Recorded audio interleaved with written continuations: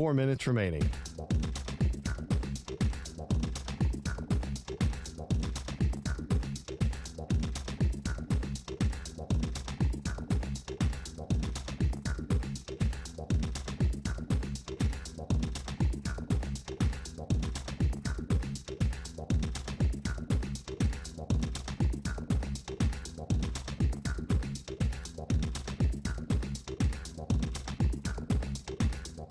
Three minutes, 30 seconds remaining.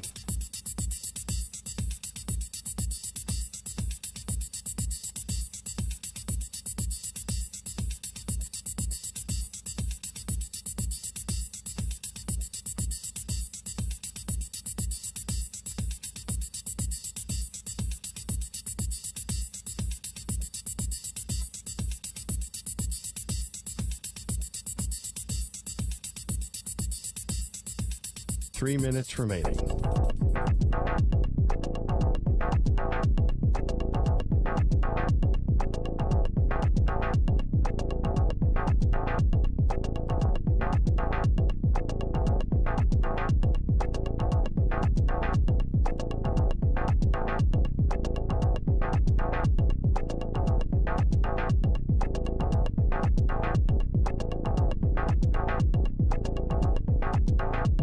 Two minutes, 30 seconds remaining.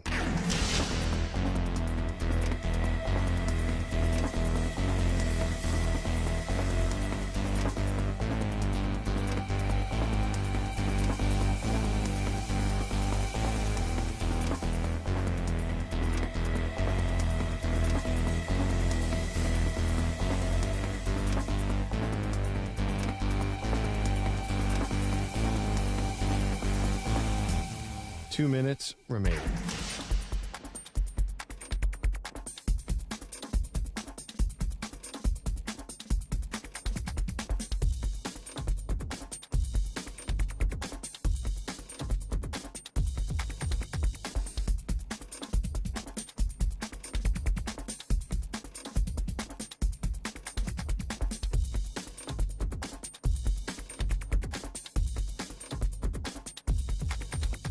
One minute, 30 seconds remaining.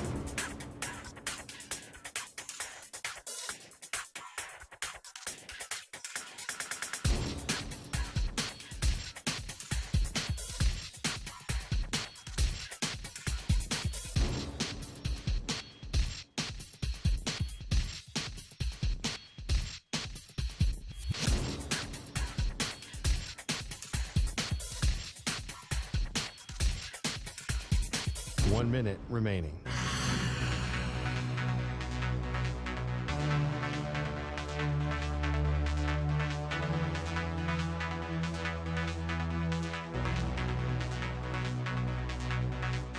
Forty-five seconds remaining.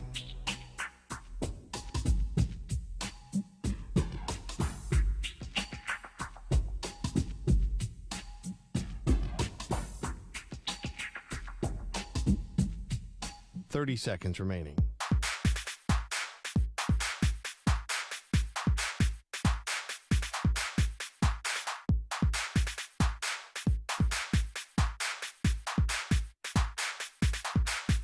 Fifteen seconds.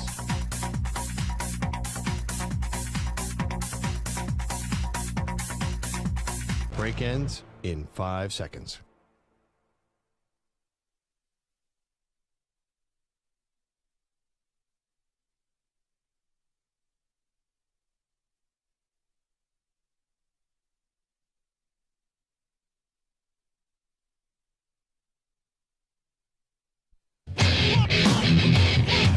He's live. He's nationwide on CBS Sports Radio. This is the Zach Gelb Show.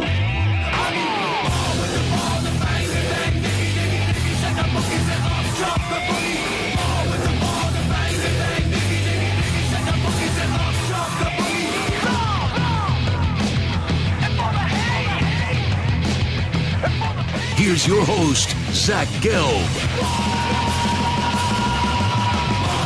Live from the place you're not overly ostentatious studios of CBS Sports Radio here in beautiful New York City, sitting on top of the 10th floor of 345 Hudson Street. Welcome on in to a Friday edition of the Zach Gelb Show across all the great local CBS Sports Radio affiliates, Sirius XM, Channel 158, the free Odyssey app, and of course streaming live on YouTube, youtube.com/CBS Sports Radio. 855-212-4CBS is the number to jump on in.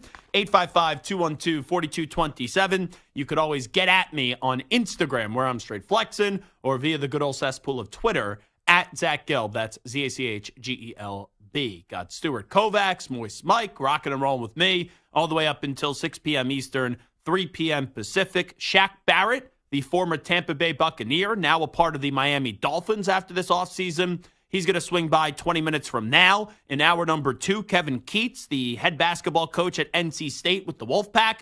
5 wins in 5 days to win the ACC championship. And then last night was able to take care of business up against Texas Tech. And they will go on to face Oakland, the Golden Grizzlies. And their head coach, Greg Kampe, is going to stop by at 5 p.m. Eastern, 2 p.m. Pacific today. So we got a whole lot to do.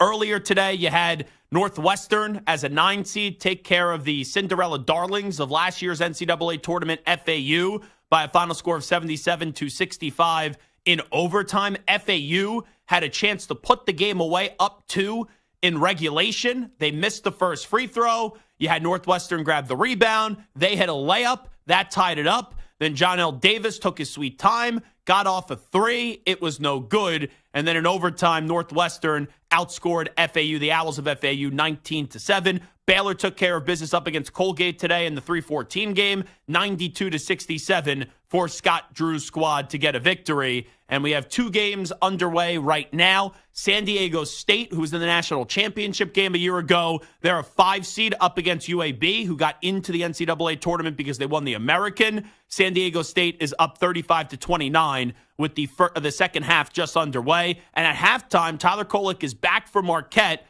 to start this game. He had 13 points. Things look good out of the gate for Marquette. But Shaka Smart's squad, who is a 2 seed, and they made it to the championship game of the Big East before losing to UConn, they're in danger. They're in trouble through the first 20 minutes as Western Kentucky is up 43-36. But let's start off with the stunning development from last night. And this is why you have to love March Madness. Full disclosure, I don't care about your brackets, all right?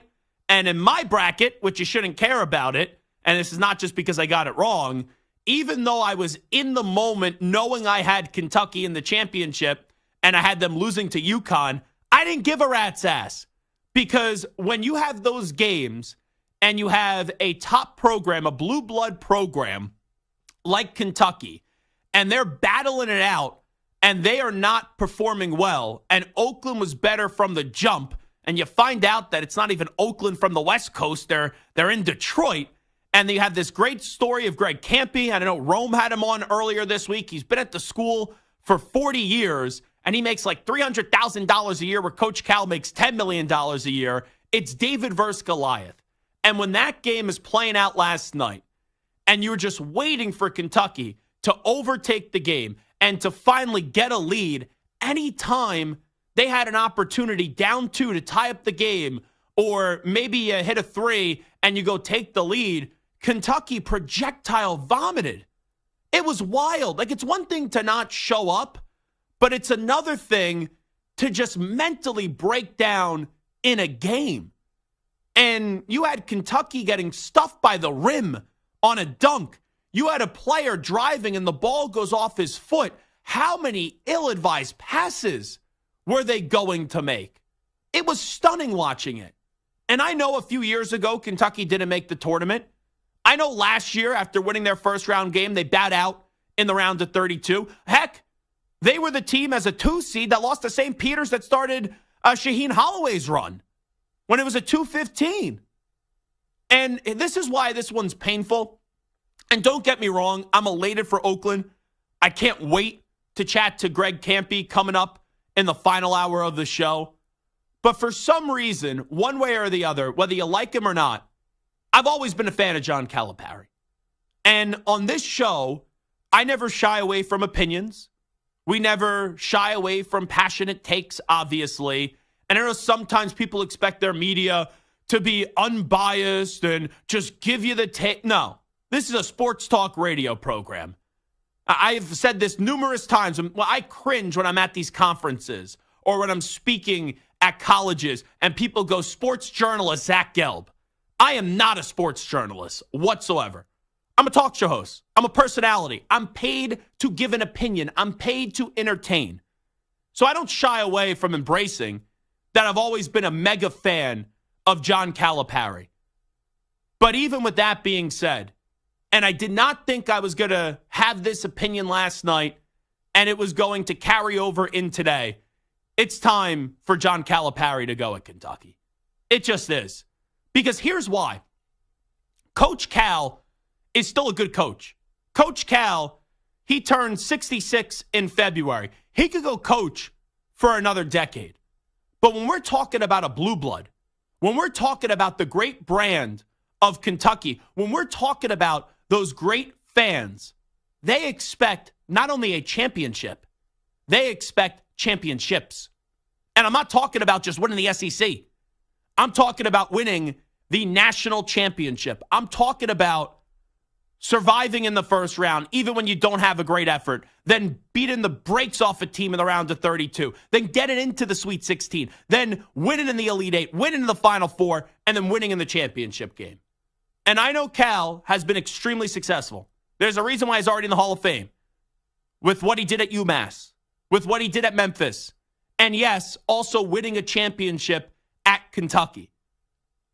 But now you have met a dead end. Now you have met a roadblock where Cal is still successful. Cal got a lot out of this team when they were struggling. And they had everyone believing headed into this tournament. And not only everyone believing, Cal was believing in his team. Cal was believing in himself. How many times did he say this team was ready for March? And you heard it last night. He even reiterated it in his post-game presser or his post-game interview with Evan Washburn, right? He even acknowledged this one hurts because I really thought this team was capable of accomplishing something special. And outside of UConn, and that's big to say outside, there's really no team that anybody fears in this year's version of the NCAA tournament. So all it takes is UConn going down and every other school says, okay, we have a chance. But in order to have a chance, when you are a 3 seed, you can't let a team that was extremely confident in Oakland just dominate you. And I don't want to hear the players weren't ready for the moment. You know, you have 2 freshmen that really did nothing that are going to the NBA. This is what Cal does. And I know they've had some upperclassmen. Heck, their best player was a senior in Reeves with what he did. But their youngsters didn't show up. And still with everything, you had a player on the other team, historical from 3, with everything that was going wrong, with 5 minutes left, they were right in striking distance. They had an opportunity to win the game. And Cal couldn't get it out of his players, and his players didn't have the toughness to survive and advance. And I know it's an expensive buyout. It would cost Kentucky nearly $34 million to get rid of John Calipari. I don't care, though. And this is coming from someone who, once again, loves John Calipari. I'm a massive fan of John Calipari. I was believing in this team. But you got to ask yourself this. Will John Calipari ever win another national championship at Kentucky? And the answer is an easy no. They could have good teams. They could be close. They could go on some good runs. But I just don't envision, with how it's played out the last few years, missing the tourney, losing to St. Peter's, losing in the round of 32, and now this one, I don't want to call it a cherry on top of the sundae. It's a pretty crappy sundae. But you lose to Oakland. And the criticism sometimes of a big fan base like that is unfair. Any Kentucky fan that calls me up today at 855-212-4CBS, 855-212-4227 and says, Zach, it's time for John Calipari to go. Last year I would have argued. 2 years ago I would have argued. 5 years ago I would have argued. I just can't argue it anymore. because it's the perfect time to reset. It's the perfect time to retool. And I get it. Cal's great with the transfer portal. Cal's great with NIL, right? He was the first one on Rome saying, oh, yeah, our managers have NIL deals. So this is not an older coach or a coach getting up there in age who's refusing to adapt, who's refusing to change to NIL or the transfer portal, and that expedites his retirement. No, he's all in on the new way and the new standard of college basketball, whether he says it or not. But the problem here is, can you get the Wildcats back to a Final Four? Can you get the Wildcats back to a championship game? Can you get the Wildcats standing on the podium with your team next to you, and you have one shining moment playing when everyone has a smile on their face and you're hoisting another national championship trophy? And I just don't think they have it anymore. I don't think he could do it because it's blunder after blunder for the last half decade. And you can't tell me it's a talent problem. You can't tell me that they don't have enough good players, because Oakland on paper, their roster is nowhere close to what your roster is. So I think you got to bite the bullet here. You got to get the $34 million, and you got to say to Cal, you're a legend. You're a great coach. We're going to honor you. We're going to do all that. But you're going to continue your coaching career somewhere else. And it's just time for Kentucky to get younger, bring in a younger coach, and bring in someone that could start to build the next decade of Wildcats hoops. Because right now, I really do believe John Calipari has reached his ceiling at Kentucky. And it pains me to say this because I gravitate towards big personalities. I love big personalities from my college coaches. I've always loved John Calipari. But I just don't think at Kentucky he could find a way to get this group back to where it's not just, oh, you're a top 5 seed in the tourney, right? Oh, you're a 2 seed. Oh, you're a 3 seed. We've seen that. We've seen that recently. But against St. Peter's, they out-efforted you. Against Oakland, they wanted it more. And that just can't happen. And I know it's risky. I know it's dangerous. But it's time for a new voice, and it's time for a new identity with Kentucky. And it's been a phenomenal run for Coach Cal. No one's going to say he's been a disaster. You know, people say, oh, he's been a disappointment. The guy won a championship. The guy restored the dominance of Kentucky basketball. But all good things come to an end. And I'd rather get rid of a coach a few years earlier rather than a few years too late. And that's the thing. I don't think he's getting it back to a championship-looking program and a championship-winning program. And that's why I would start to find that next guy right now, find the money, and you get rid of Coach Cal. Samford, what's cooking? It looks like you got something to say. I mean, so you brought it up, but for me, it has nothing to do with Cal as a coach. It just has to do with how he recruits. He brings in the best talent, but he's bringing in all the one and dones. And we know at the NCAA tournament, so much of it is about experience. And yes, he had that one group that was just so talented as freshmen that they won the title. But eventually, when you get to the tournament and you have a bunch of freshmen, eventually that experience is gonna catch up to them. So for me, all Cal has to do is say, listen, I'll bring in a couple one and dones, but I'm going to maximize my roster with a couple one and dones and then a couple veterans, whether it's the transfer portal or guys who I know are going to stay for 3 or 4 years. Fair point. I don't think he's going to change it that vastly, though. Say it again? It's a fair point. Yes. I don't think he's going to deviate from that far of what he's been doing. He might have to deviate too far. He just has to adjust a little bit. And I think if he's willing to adjust, not going to happen. Then I think he'll be fine because there's no other place that he's going to be able to recruit as well as he can, and no other coach who can recruit as well as he can at Kentucky. So as long as he adjusts, he'll be fine. It pains me. It pains me because for years I hated when people said this. They say, great recruiter, average coach in game. When you I don't buy that either. He got out coached by Greg Campi and Shaheen Holloway. And it's not even close. The rosters are loaded on Kentucky. You can't get out coach. No disrespect to Shaheen. No disrespect to Campy. But it wasn't like Cal wasn't working with the curve. He had a massive curve. And he still couldn't find a way to outcoach those two guys. I'm not saying for his career he's an average coach. But now in game, it's inexcusable when you keep on having more talented teams and higher seeded teams and your teams can't get up for these games. And if you're saying his coaching is good in games, then his message is not resonating with his players and they're overlooking their opponents over and over again. I'm just saying it's time. It's never easy to get rid of a legend. It's not easy. If it was, right, because you have all this emotional attachment to players and coaches and things like that, then it would have already happened. I get that this is a difficult decision. But to get them back to a championship program in a new era, I think you got to bring a new voice in.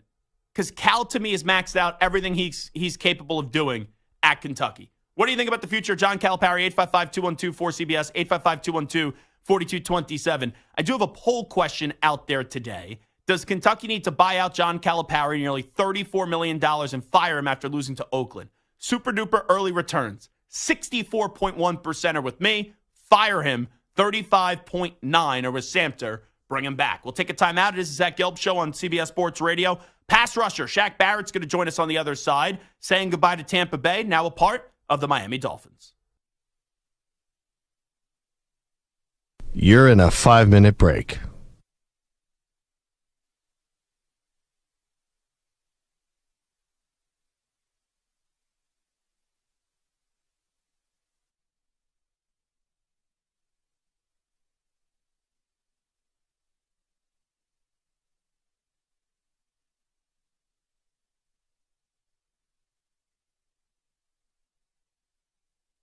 Four minutes, 30 seconds remaining.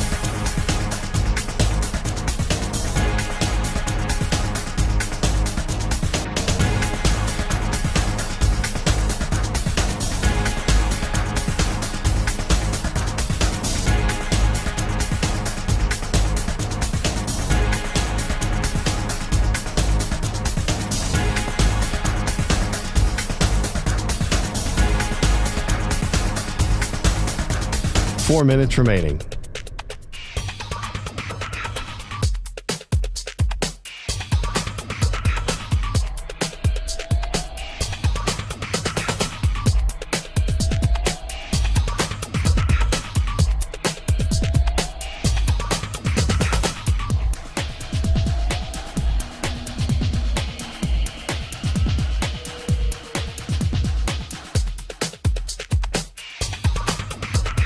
Three minutes, 30 seconds remaining.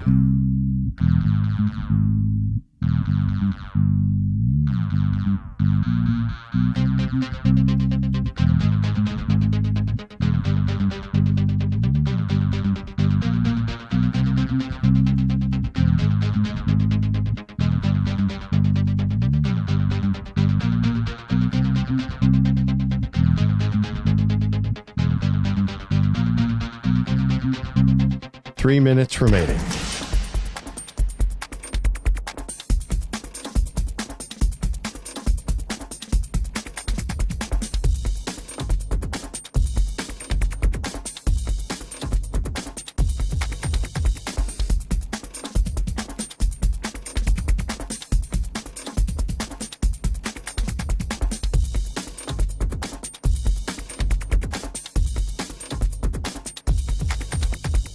Two minutes, 30 seconds remaining.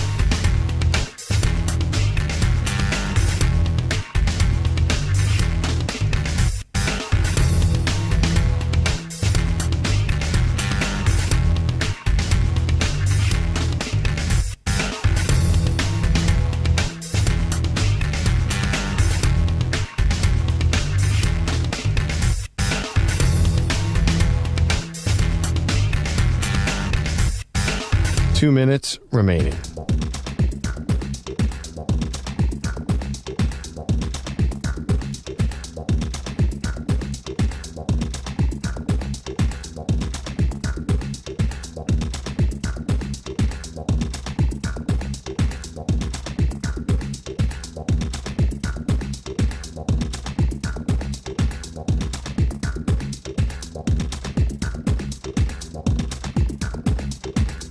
1 minute, 30 seconds remaining.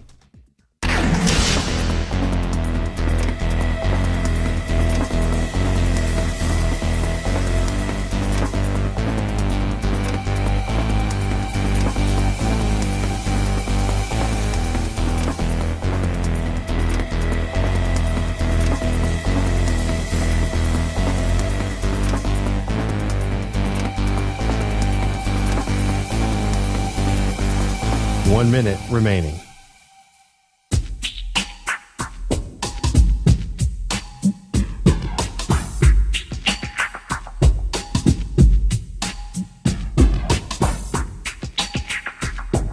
Forty-five seconds remaining.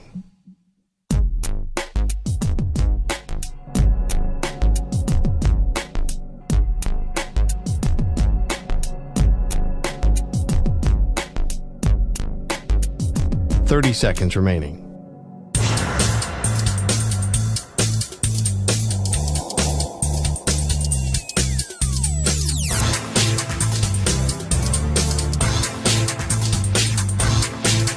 Fifteen seconds.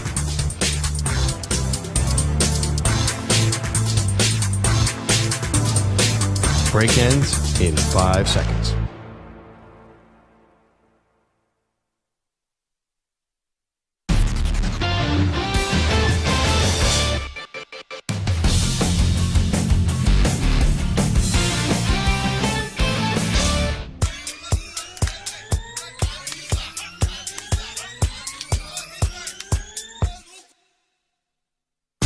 Now back to the Zach Gelb Show. All righty, rocking and rolling on this Friday. This is the Zach Gelb Show, coast to coast on CBS Sports Radio. It's going to be bizarre seeing Shaq Barrett in a Dolphins uniform after the successful run that he's had with the Tampa Bay Buccaneers. But this past NFL offseason, he signed a one-year deal, staying in the state of Florida, but just going from Tampa Bay to Miami. And we'll see what the Dolphins could do for this upcoming season.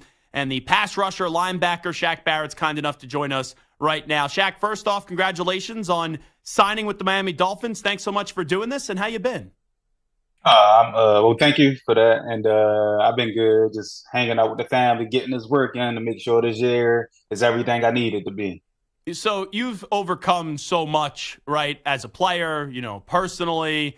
A lot of people know your story, but now it's once again one of these times when people start to doubt you. They're like, okay, he's getting into his early 30s, coming off injuries. The Bucs say goodbye to him. Now he's finding his way in Miami. Tell people what type of player you still believe that you could be in the NFL. I think I could still be top 10, top 5, top 2, top 1 edge rusher in the league. As long as I'm healthy and I got like a full off season now to train and get right and make sure get into this playbook so I won't have to second guess anything, just read and react. I think me along with Chubb and JP, we could do really big things for the Dolphins up front with the pass rush. And I'm excited to be a part of it with them guys. And yeah, I think the sky's all out. I'm setting my bar really high every time the season starts, before the season, writing my notes, my goal for that year. And they're really lofty, so I usually never get them, but I'm going to get it sooner or later with the 23 sacks. We know you've been a multiple time Pro Bowler. You were undrafted at one point, so just with where you've been in the NFL, it's been a remarkable career. But when people still doubt you, does that still kind of get you a little extra motivated, or you just kind of numb to all the doubt at this point? No, that always add extra fuel to the fire because, like, y'all obviously, hold on, let me just, a disclaimer. I love Tampa. I have no animosity towards Tampa at all. I understand the business of it, but like, just letting me go, just like, they obviously don't think I can play up to the capabilities of what they was paying me to play up to. So I want to be able to prove them, like, hey, if y'all would have kept me this year, y'all would have told me come out there and do what I'm doing for the Dolphins this year. Could have happened for y'all. But I like no animosity at all towards them because I understand. But yeah, so it most definitely lit a fire under me that was already lit from just coming back from the injury and then just not playing the way that I wanted to play statistically. I went out there, played, gave them 100% every game, but my stats didn't show the season that I would like to have. So I just got to get back statistically where I need to be at. No one wants to get released, and we know how much love you had, like you said, and still have for Tampa Bay. But were you surprised when you got that phone call and you were finding out that you were getting let go from the Tampa Bay Buccaneers? No, I wasn't surprised because I honestly prepared my family for the possibility. Like during the year, probably I told them like during it, like I'm just like I've been in the game for a minute, so I was like, depending on this year I had this year, it's either going to be and where the team direction is either going to be they let me go and try to let the young guys eat and get ready for their roles in the defense to grill, or it's going to be I come out there dominate and earn another year, the last year of my contract, and I played good, but I did not dominate. So I understood them letting me go, but I still don't want to be let go. Like you said, like obviously it was a little bit of like they lost faith in my ability, and I want to show everybody that my abilities are still there, even being 31, because 31 is nothing. I'm still young. Shaq Barrett here with us now, the Dolphins. So how did it come together with you signing a one-year deal with the Dolphins and changing over to that franchise? So my agent was talking to me about potentially going to New York, and it was New York all the way up until maybe I don't remember what day I signed, but it was New York until the day I ended up agreeing to terms with the Dolphins, and they just came out of left field for real. And like I love the prospect of going to New York, but Dolphins like they just more established as a team. They more proven at this point, and they got some good guys in the room, like in my pass rush room. So I was looking forward to partnering up with them guys and no state tax, so that helps out a lot. Was it the Jets or the Giants when you say New York? Oh, Jets. Gotcha. That would have been fun, right? Because you played alongside Tom Brady, or Tom Brady was your quarterback for a few years in Tampa Bay, and now Aaron Rodgers with the Jets. So was it mainly just the state tax, or you just think the Dolphins were a better opportunity for you than the Jets? Yeah, I just think it was a little bit like better of an opportunity. And then just thinking of my family, I had to factor that in a little bit too. So now we'll be able to stay in our Tampa home, and they can stay with their homeschool teacher. And then like we figured out like they do 1 week up here, 1 week down there with me in Miami. So it was just part of that part factored in a lot as well. Not having to really uproot everything and just for 1 year. So it would suck to have to do that. So I was happy that this pretty much best case scenario. If I could have to move, like just going down the road a couple hours and the family still get to stay here and keep our nanny, keep our homeschool teacher, like everything get to stay the same for this upcoming year. And I'm just down there for about 5-6 months anyway.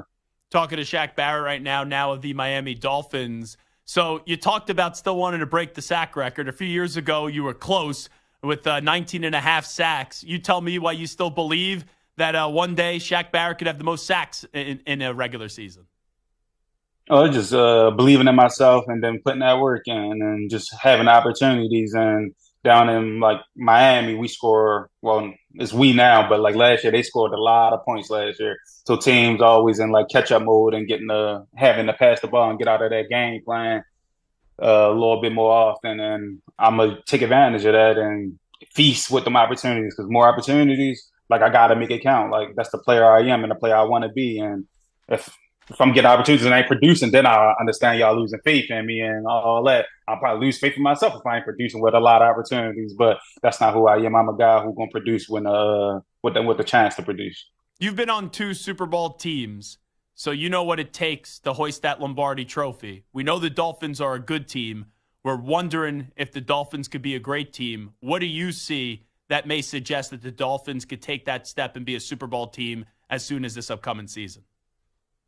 I think last year was a real good introduction to what they could be.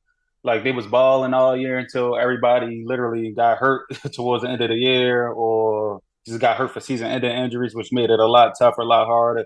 Because people could step in and fill in, but like you're gonna at some point you're gonna need your starters to come back, and then they wasn't able to come back, so that just made it a little tougher for them. But like just it's hard to stop that offense. Like I told Coach McDaniel when I was meeting with him, like, man, as a pass rusher, an edge rusher, I do not like playing against that offense at all. Like it make you think and like just have to read so much stuff and like throw so much at you. So like being in that offensive scheme, like it's hard for teams to game plan against that on defense. So they're gonna score that points. It's just gonna be up to us to do our part on defense, and they've been doing that so far. And I'm excited to add my little 2 cents into it and be able to try to take us to the next level. As a defensive player, no one had to be able to identify offenses that could give you fits. When we talk about the Dolphins, everyone talks about the scheme of Mike McDaniel, right? The two wide receivers, Tyreek Hill and Jalen Waddle. Raheem Mostert had a great season last year. People are still trying to figure out what Tua could be. Let's say you were going up against Tua. What really stands out to you about the quarterback, now your quarterback in Tua Tagovailoa? Too, he can make all the throws and he goes make plays with his feet and he can extend plays and get out the pocket and like he got all the tools to be a great quarterback in this league. And he showed when he was healthy last year that that's the pace he was going to be on. So as long as he stay healthy and all the O line healthy, receivers healthy, he get like the sky's the limit for Tua. And that's like one of the reasons I came down to because Tua a young quarterback and he's like getting into his prime, so he can be at the top of his game for a long time. And then with the schemes, like everything is just like picture perfect down here. And now he's got the secret sauce, right? You're around Peyton Manning, you won a second Super Bowl. You're around Tom Brady, he wins a seventh Super Bowl. And now Shaq Barrett's around Tua Tagovailoa. Maybe he starts to win a Super Bowl. So yeah, the only thing that's about that though, I won all of my second year with the team. So second year with Denver, I won. Second year with Tampa, I won. So I'm gonna break the second year curse this year and get it done the first year. Well, that's the plan anyway. So you overcame a big injury in 2022, and you got back last year. We know at the end of the season, like you said, Bradley Chubb got hurt. You had Jalen Phillips, who I think is so underrated and just a stud in this league. He gets hurt as well. Having going through that injury, and then you guys want those guys on the field as back as soon as possible. Just what advice would you give both those guys and maybe taking it patient and making sure that they eventually get on the field at 100%? Yeah, so that injury is two different injuries. So with like JP, I tell him like once you clear, just go up, just start going for it. Like, cause your Achilles gonna hold up. You ain't got to second guess it. You ain't got to, cause that's how mine was. Like, I was a little nervous at first, but then when I was like, oh no, it's good. Like, just trust it, and everything just started to fall in line with the rehab and everything. And with Chubb, but I never had an ACL. I don't know what the recovery like, but just take it slow and make sure like you right before you get on the field, and it's still not gonna be all the way right. Like, well, actually, I really don't. I can't even speak too much on it, like with the ACL. Gotcha. Before we let you run, Shaq Barrett, I'd be remiss if I didn't bring this up. One of my favorite moments from this past season was your touchdown back in week 2, I believe. And then afterwards, it allowed your story to get out, honoring your daughter who tragically passed away at 2 years old. When you just look back at that week 2 moment and that touchdown, just what does it mean to you now, basically almost a year later? Oh, it still means everything just to be able to talk about my girl a little bit more and have like some spotlight put on her. It just means the world. I just want to keep her name alive for as long as possible because she was everything to our family, and like we always gonna have a big hole that will never be able to be filled. And we do have a new baby girl, Lana, now, and she's been everything for us too. Thank you. But it's still like it ain't no replacing a child. So it's always gonna be tough. There's always battles to have to go through. Always random moments of just crying. Yeah, but we getting through it together as a family, and of course with our Lord and Savior. Yeah, and obviously overcoming an Achilles injury, right? I understand it pales in comparison, but there's always that mental struggle the following season. And then obviously what you had gone through, it's everyone's worst nightmare. Just entering this year mentally, just if you don't mind me asking, where are you at right now? So the Achilles ain't really bothered me at all too much because I already knew just putting the work in, I'm going to be able to get back to where I was at. Like, I know injuries are part of the game, but I hated getting hurt when I did get hurt. But so that really didn't weigh too much on me mentally. But with my daughter stuff, that was a lot, and that's always going to be on my mind, and there's always going to be thought of. So there's just something I'm gonna have to deal with and play through, which I'll be able to do as long as I'm just talking to my family, talking to people about it, not holding it in. So yeah. Well, much love once again. Congratulations on the birth of a child, and then also a new home in the NFL now with the Miami Dolphins. Always rooting for you, and appreciate you giving us some time today. Oh, I appreciate you having me on. You got it. There he is, Shaq Barrett, joining us now of the Miami Dolphins. Always love our conversations with him. Just so easy to root for. I remember meeting Shaq a few years ago at the Super Bowl. That was right before I think you had the whole pandemic situation. It was in Miami, and he was coming off that big 19.5 sack season. And man, just such an easy person to root for, both on and then also off the field as well, and wish him nothing but the best. Okay, we'll take a break here on the Zach Gelb Show on CBS Sports Radio. When we come on back, Santa's got some questions for me. I got some answers. We'll do a little onside, offside. But first up, standing by with the latest CBS Sports Radio update, here he is, the Act Man, Rich Ackerman. CBS Sports Radio. Sports Flash. Well, it's a minor upset, but it still counts as one, with 9th-seeded Northwestern getting past Florida Atlantic in overtime today. So last year's Final Four entrant is done in the first round this year. The final 77-65. Ryan Langborn had 12 of his 27 in the extra period. Baylor had no problem against Colgate, advancing with a 92-67 victory. Right now, another Final Four team from a year ago struggling, as San Diego State trails UAB with 6 minutes left in the second half, 56-55. Another tight one is in the first round in the South region, where Marquette is up by 3 on Western Kentucky. Still plenty of time left, 11:26 left in the second half, and it's the Golden Eagles in front, 58-55. UConn scored the first 8 points of the game and leads Stetson by a score of 8-2, a little more than 4 minutes in. Clemson having no trouble against New Mexico midway through the first half. The Tigers in front, 30-9. I'm Rich Ackerman. Hey, this is Bart Winkler. I've got a new show weeknights. Join me for the Bart Winkler Show starting at 10 p.m. Eastern, 7 p.m. Pacific, only on CBS Sports Radio. CBS Sports Radio.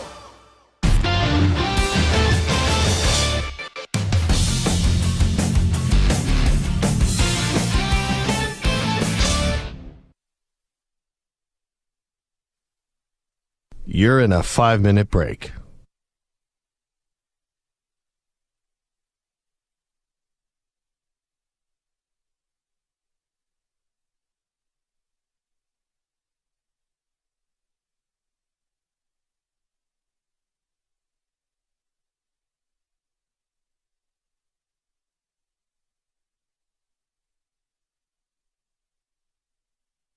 Four minutes, 30 seconds remaining.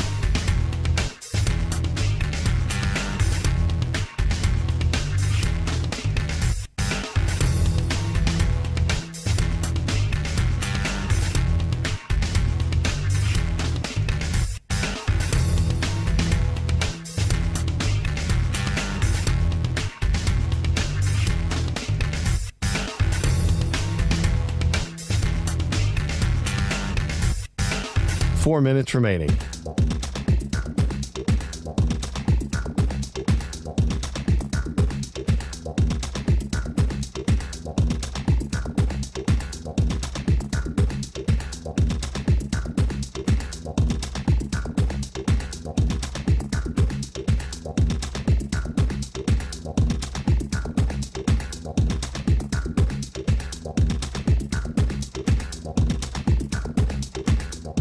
Three minutes, 30 seconds remaining.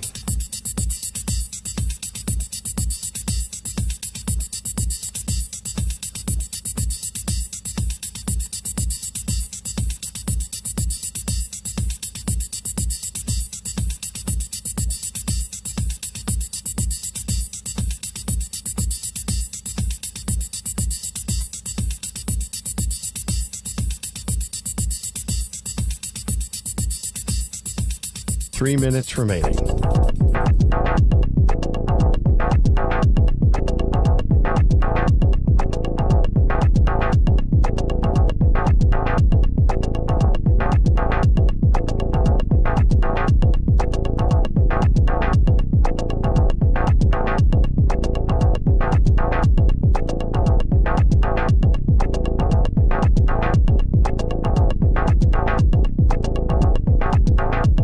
Two minutes, 30 seconds remaining.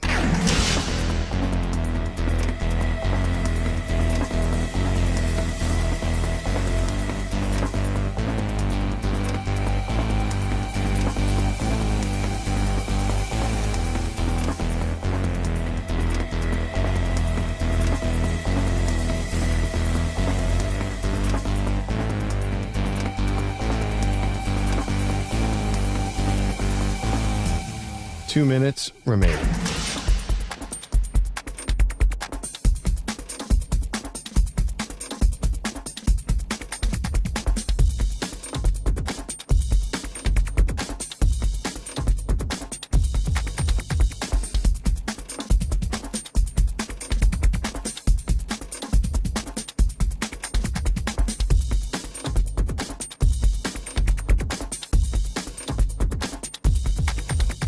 One minute, 30 seconds remaining.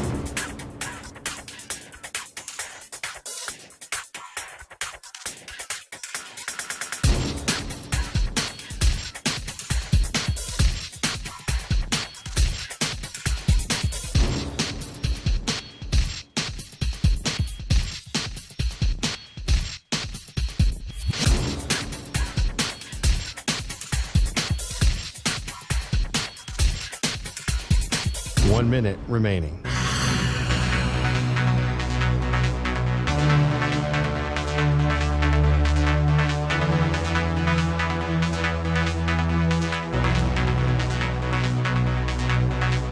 Forty-five seconds remaining.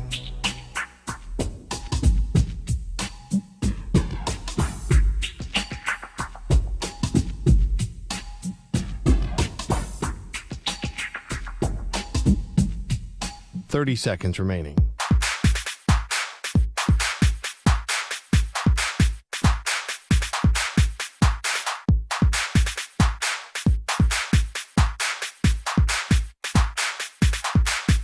Fifteen seconds.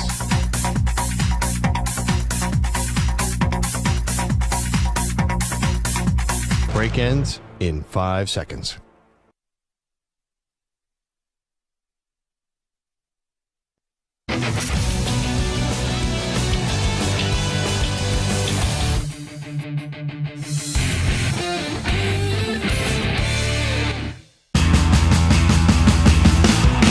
Zach's taking on the most polarizing issues in sports. Which side of the line of scrimmage will he end up on? Offside. Defense number 69. It's Onsides, Offsides with Zach Gelb on CBS Sports Radio. It's time to ask the pros where you, the listener, gets to ask us a question, brought to you by O'Reilly Auto Parts. Simply tweet your question at CBS Sports Radio or at Zach Gelb using the hashtag #AskThePros. Be listening later in the show when we might answer your question. You can thank O'Reilly Auto Parts for all your car care needs. Get guaranteed low prices and excellent customer service from the professional parts people at O'Reilly Auto Parts. O'Reilly Auto Parts. All righty, Samter. What do we got cooking today, my pal, mi amigo? Amigo? That's a bold statement Mi right there. I'm not sure if I mejor agree with that amigo. one. There we go. You know what that means? Say it again. Mi mejor amigo. Yeah, my best friend. Yeah. Well, I was talking about Stu. It's actually mi amigo mejor. Oh, So you have to put the mejor on the back end of it. Gotcha. By the way, how about Stu today? Wearing a Dayton Flyers sweatshirt. What's this about? It's where my dad went to college. Is that right? It is right, yes. How about that? So it's the one time a year I can wear it is, if they do something in the tournament. What a comeback, by the way, yesterday. They looked dead, and then Anthony Grant and his squad came storming back to get a W in advance of the second round of the NCAA tournament. Was your dad pumped yesterday? He was very excited, yes. Okay. Yeah, he loves his Dayton. Gotcha. Like, when you called him, what was that phone call like? Because the way you just said it, you're like, oh, he was very excited. He was excited. He was happy. He was like, what a great comeback. He watches them, maybe 15 to 20 times a year. Mm-hmm. He watches them during the season, so he's pretty happy. They had a team that would have been a team that would have done some damage a few years ago. They got screwed because of COVID, right? With Toppin and company, they were great. They're fun to watch. No doubt about it. All righty, what do we got cooking, Samter? Let's spend a little more energy from Stu when he's talking about Papa Kovacs and his Dayton Flyers. Yeah, listen, I mean, he doesn't really care or show the energy with the Raiders or Notre Dame or the Yankees, but when it comes to his dad's Dayton Flyers, you can't shut Stu up. It's crazy. Now, the Arizona Cardinals have the 4th pick overall and are expected to either take a wide receiver there or trade back for the right package. Now, this week, former Ohio State wide receiver, now currently with the Cardinals, Paris Johnson Jr., said that his buddy and former teammate there with the Buckeyes, Marvin Harrison Jr., seems to be interested in playing in Arizona. It's funny because, right when I got drafted, I literally went to Marvin and I was like, dude, you're a Cardinal, right? I knew it was going to be a Cardinal because I saw what happened with D-Hop. Yeah. I'm like, Cardinals probably going to want another 6'4" receiver, you know what I mean? So I'm like, dude, like, I was feeling like he'll probably be a Cardinal. What was his reaction when you said that to him? Marvin? Yeah. Oh, he said he wanted to be a Cardinal. Really? He said he wanted to be a Cardinal. All right, so onside, offside. The Cardinals should stick at number 4 and then take Marvin Harrison Jr. Onside. And I think this is going to surprise a lot of people by my answer because we've been talking about quarterbacks going 1, 2, 3, 4 in the draft. It still could happen. Just because I say I think they should keep the pick doesn't mean they actually will. But here's why. Eventually, you got to go for it. And last year, you traded back. Right? For years, like the Texans, right, they were acquiring assets. And then they said, okay, we're going to go for it. We're going to trade back in, get Will Anderson, and you complement C.J. Stroud with Will Anderson Jr. The Cardinals traded back last year. I think now you go for it. You're in at 4. You're going to get the best non-quarterback in the draft. I think the best player, period, in the draft. And more importantly, I know this regime doesn't have an emotional attachment to Kyler Murray, but there is still a financial commitment. And I think Kyler Murray is good. We'll see if he could be great. But you got to get him some talent and put him in a position to succeed. That's why I take Marvin Harrison Jr., who once again I think is the best player, period, pound for pound in this draft. You take him at 4, you pair him up with Kyler Murray, and boom, the Cardinals, maybe they could start to be a playoff caliber team again. Because it doesn't take much to change in the NFL. And that was a team last year that they had a lot of toughness. They were in games. They still need a lot more talent. But things could change rather quickly in this league. So I would go on sides with that one. Now, while the NFL is keeping the tush push, at least for now, they're still looking to eliminate the hip drop tackle. Stupid. However, Richard Sherman ripped the idea, tweeting, quote, "I'm at a loss for words." Man, I gotta agree with Richard Sherman. Yeah, I know. Guys going to have to make a decision to either allow them to get dragged for the first down or give it by penalty. This is ruining the game, end quote. Onside, offside. Eliminating the hip drop tackle will actually do more harm than good to the game. Easily onsides. Here's why. You can't explain, or it's very difficult to explain, the hip drop tackle. J.J. Watt was on the Pat McAfee show, and he was asked to explain the hip drop tackle. This is a Hall of Famer, a 3-time Defensive Player of the Year, and he goes, I can't even explain it to you. And he's right, because what it is like you grab someone by the hips, and then you slowly drag them down, or you drag them down. That's tackling. So you can't already hit guys in the head, obvious. Now, if you hit someone in the hips, it's how do you take them down from there? So what is this going to cause? A lot more guys just going for the knees and going for the legs. And then you're going to have wide receivers that are going to be out for the year and running backs that are going to be out for the year because they're going to tear their ACL or there's going to be some Achilles injury or something like that. So I think this is more harmful than good. But this is once again the NFL giving almost every advantage to the offensive side of the ball and basically making it impossible to play defense. And the NFL will say, oh, this is for the better part of player safety, but they'll add another regular season game, and they're probably going to add another regular season game in the near future. So I think this is a bunch of baloney, and I go on sides. Eliminating the hip drop tackle will do more harm than good to the game. Now, Tom Brady's potential deal to buy 10% of the Raiders is still Tom freaking Brady. Oh, I thought you were going to curse there for a second. Just call him the GOAT. Bah! The second best quarterback of all time behind Patrick Mahomes. It's still in discussion. All right, I'm out.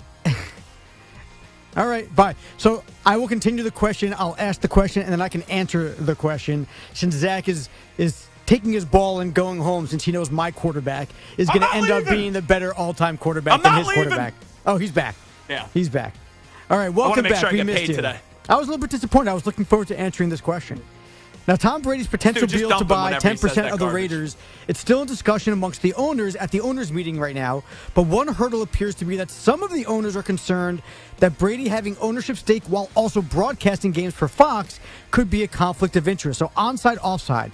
If Brady does have to choose between one or the other, ownership or broadcasting, he should focus on being an owner and give up on being in the booth. Yeah, I would probably rather be an owner than a broadcaster. Even with that kind of money that he's getting guaranteed by Fox? So, put it this way. It's less pressure to be a broadcaster. But I think it's just so much more of a boss move to say, I'm a minority owner of a team than I'm the first team broadcaster for the NFL on Fox. Like, don't get me wrong. I love my job here. I love being a broadcaster. I love being a talk show host. But if Mark Davis called me up, even with that haircut, and was like, ZG, I want you to be a minority owner of the Las Vegas Raiders. See you, CBS Sports Radio. I'm out. Your boy is going to be a minority owner where I get to eat like caviar and shrimp cocktail and lobster, go to Piero's all the time in Las Vegas, and just stuff my fat face and help manage and run a football team. So yeah, if he had to choose one or another, he should focus on being an owner and give up on broadcasting on sides. Now, as Florida State looks to get out of their ACC contract to join one of the big two conferences, likely the SEC, now Clemson has decided to join the lawsuit as well in hopes of getting out of the ACC deal at the same time. So onside, offside, Clemson is actually more valuable to the SEC than Florida State is. Since Clemson is starting to fall off, and I know they could go win the ACC this year, obviously, but I'm talking about being a perennial championship contender, which they were for a few years, and I don't like the direction Dabo is taking this program because he's not embracing name, image, and likeness. I would much rather put my eggs in the basket of a bigger brand in Florida State, but the future of Florida State football under Mike Norvell compared to the future of Clemson football with Dabo Swinney. So I do not think Clemson is more valuable to the SEC than FSU. I think it is FSU, which is still the more valuable brand. So when you ask me Clemson more valuable to the SEC than FSU, I go offside. Offside. Now, last night, the Orlando Magic took out Zion and the Pelicans, winning their 5th in a row and moving a half game ahead of the Knicks for the 4th seed in the East. Now, former number 1 overall pick Paolo Banchero had a triple-double, while former 5th pick Jalen Suggs added 22 points. So onside, offside, the Magic are 1 star away from being a legit title contender. That's a good question. Thank you. Because they've done a good job drafting. They have a good collection of youngsters. Got the Wagners. If you could go get, like, we're talking about like a legit superstar here. Like a Luka Doncic or someone like that? Maybe not even at that caliber. Maybe like a Jaylen Brown level, like a tier 2 kind of star. But maybe if you have to make it a superstar, sure. But I'm thinking more like just like a star player, perennial all-star kind of guy. If you get a superstar in there, then I will go on sides in answering this question. Jaylen Brown is a really good player. I don't think he's a 1 on a championship team. And Jason Tatum is that one. So he just signed that big deal in Boston anyway, Brown. But do you think Paolo could be the 1 on a championship team based on what he's done his first 2 years in the league? So then maybe you just need a 2. Unless Jalen Suggs is the 2 and then... Put it this way. They have a good collection of youngsters. Yes. A lot of good collection of youngsters. So you don't necessarily need the 1. You might need a 2. You go... I still think you need a 1. I still think you need a face of the franchise star. And if they could do that, then you start to have a team that, okay, you could go win a championship with. Alrighty, that's Onside Offside. This is Zach Gelb Show on CBS Sports Radio. If you are a Samford basketball fan, I feel for you. Because you were getting blown out of that game last night up against Kansas. And then, as you were making that comeback, one of your players had an epic block. But the referee said it was a foul. We need to see a big change to college basketball. And I think it's going to be ironic that I'm the one suggesting this change. I'll tell you why when we return in 5 minutes right here on the Zach Gelb Show. But where else? CBS Sports Radio.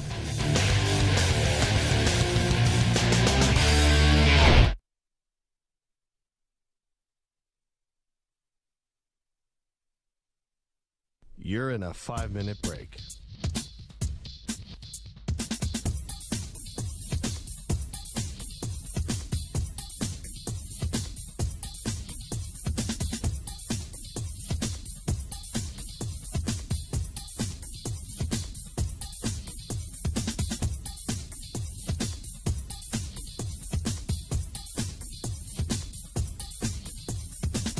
Four minutes, 30 seconds remaining.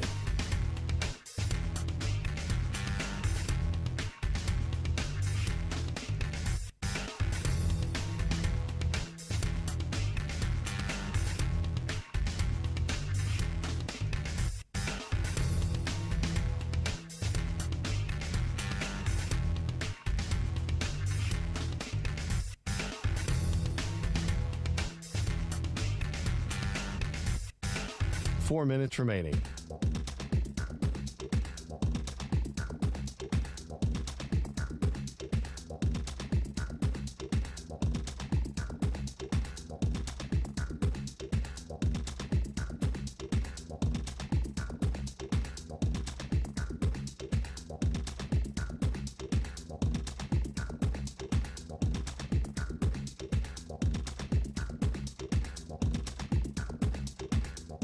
Three minutes, 30 seconds remaining.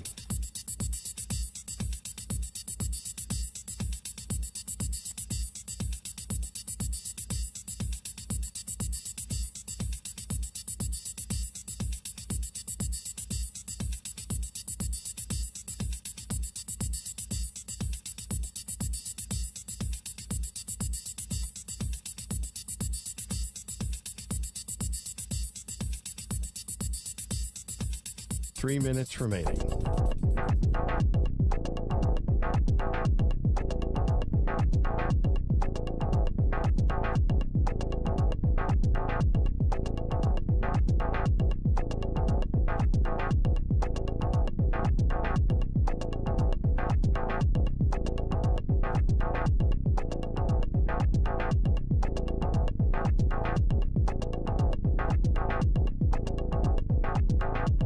Two minutes, 30 seconds remaining.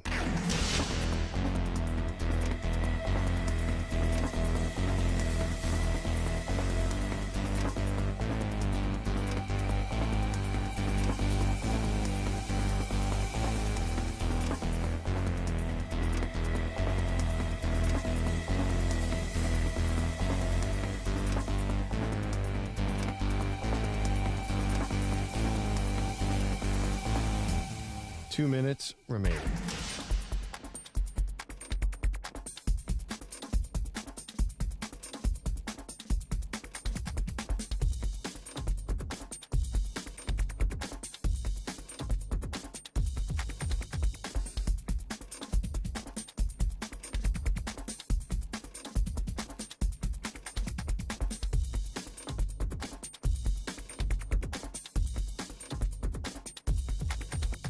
One minute, 30 seconds remaining.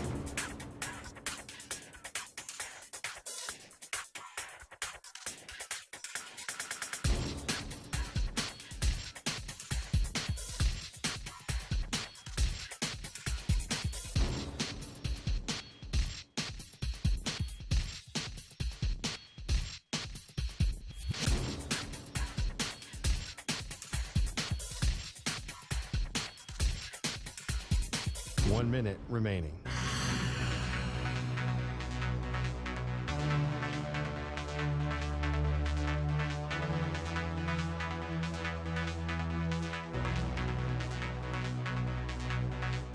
Forty-five seconds remaining.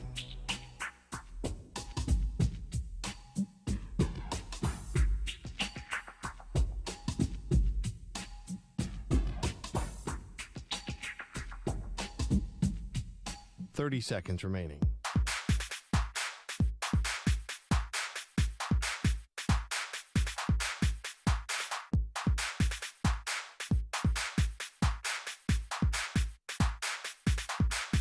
Fifteen seconds.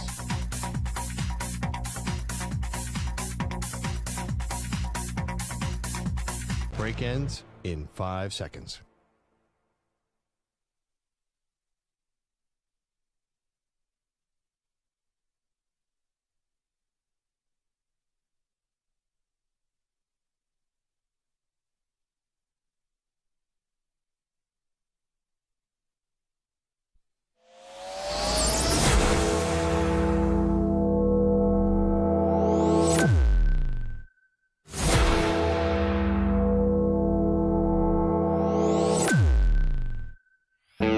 He's live. He's nationwide on CBS Sports Radio. This is the Zach Gelb Show. All righty, hour number 2 of our radio program. It is the Zach Gelb Show on CBS Sports Radio. NC State head coach Kevin Keatts going to stop by 20 minutes from now. His team won 5 games in 5 days to get into the NCAA tournament, winning the ACC tournament. And last night, as at 11, they did take care of business up against number 6, Texas Tech. And we got Oakland and NC State coming up tomorrow evening. Who would have thought that? By the way, the head coach of Oakland, after their great upset against John Calipari in Kentucky, Greg Campy, is going to join us an hour from now at 5 p.m. Eastern, 2 p.m. Pacific. Earlier today, Northwestern came back after blowing the game, after having the lead. Then they had to come back. They got the game to overtime, and in overtime, they took care of business against Dusty May's FAU squad. Ryan Langborg, who was of Princeton last year and made it all the way to the Sweet 16, he is now on that Northwestern basketball team. He had 27 points in the game, and they did take care of business against the Owls of FAU by a score of 77-65. Scott Drew's Baylor Bears dominated Colgate today, 92-67. San Diego State, we just had a final, got a little scary up against UAB in a 5-12 game, but San Diego State, who was in the championship game a year ago, they advanced to the round of 32, taking care of UAB by a final score of 69-65. And we have 3 other games in play. Marquette, we told you they trailed at halftime, 43-36. Tyler Kolek back for them, 18 points, 6 rebounds, 10 assists. They have pulled away Marquette from Western Kentucky with 2:04 remaining. Marquette's up 84-67. So we'll see Shaka Smart's squad advancing to the next round. Clemson and New Mexico. New Mexico, coached by Richard Pitino, the Lobos, they were a very trendy upset pick. You got 90 seconds left here in the first half. Clemson is up by 10. They were up by a lot more earlier. So maybe you have a little life here and a little momentum carry over into half number 2 for New Mexico. If not, Clemson will advance to the round of 32. And oh my, UConn and Stetson. Now, we all knew this was going to be ugly. And I've compared UConn to, I want to say it was the 2017 Villanova team, whatever it was, the second Villanova team that ended up winning a national championship. They're third in the program, but second under Jay Wright, where it was just a question of, regardless of what the draw was, would there ever be a close game? And when you look back at that second Villanova team, 87-61 against Radford. They beat Alabama 81-58. They beat West Virginia 90-78. They beat Texas Tech 71-59.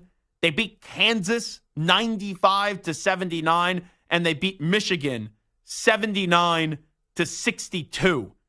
I think UConn is going to go on one of those runs where they just bludgeon everybody in this NCAA tournament.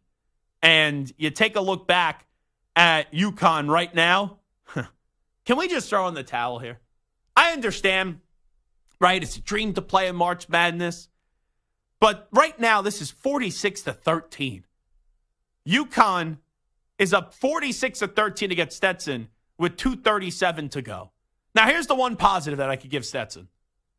Virginia the other night in the playing game only had 14 points at half. You go get another bucket, at least you won't be Virginia with Tony Bennett's squad.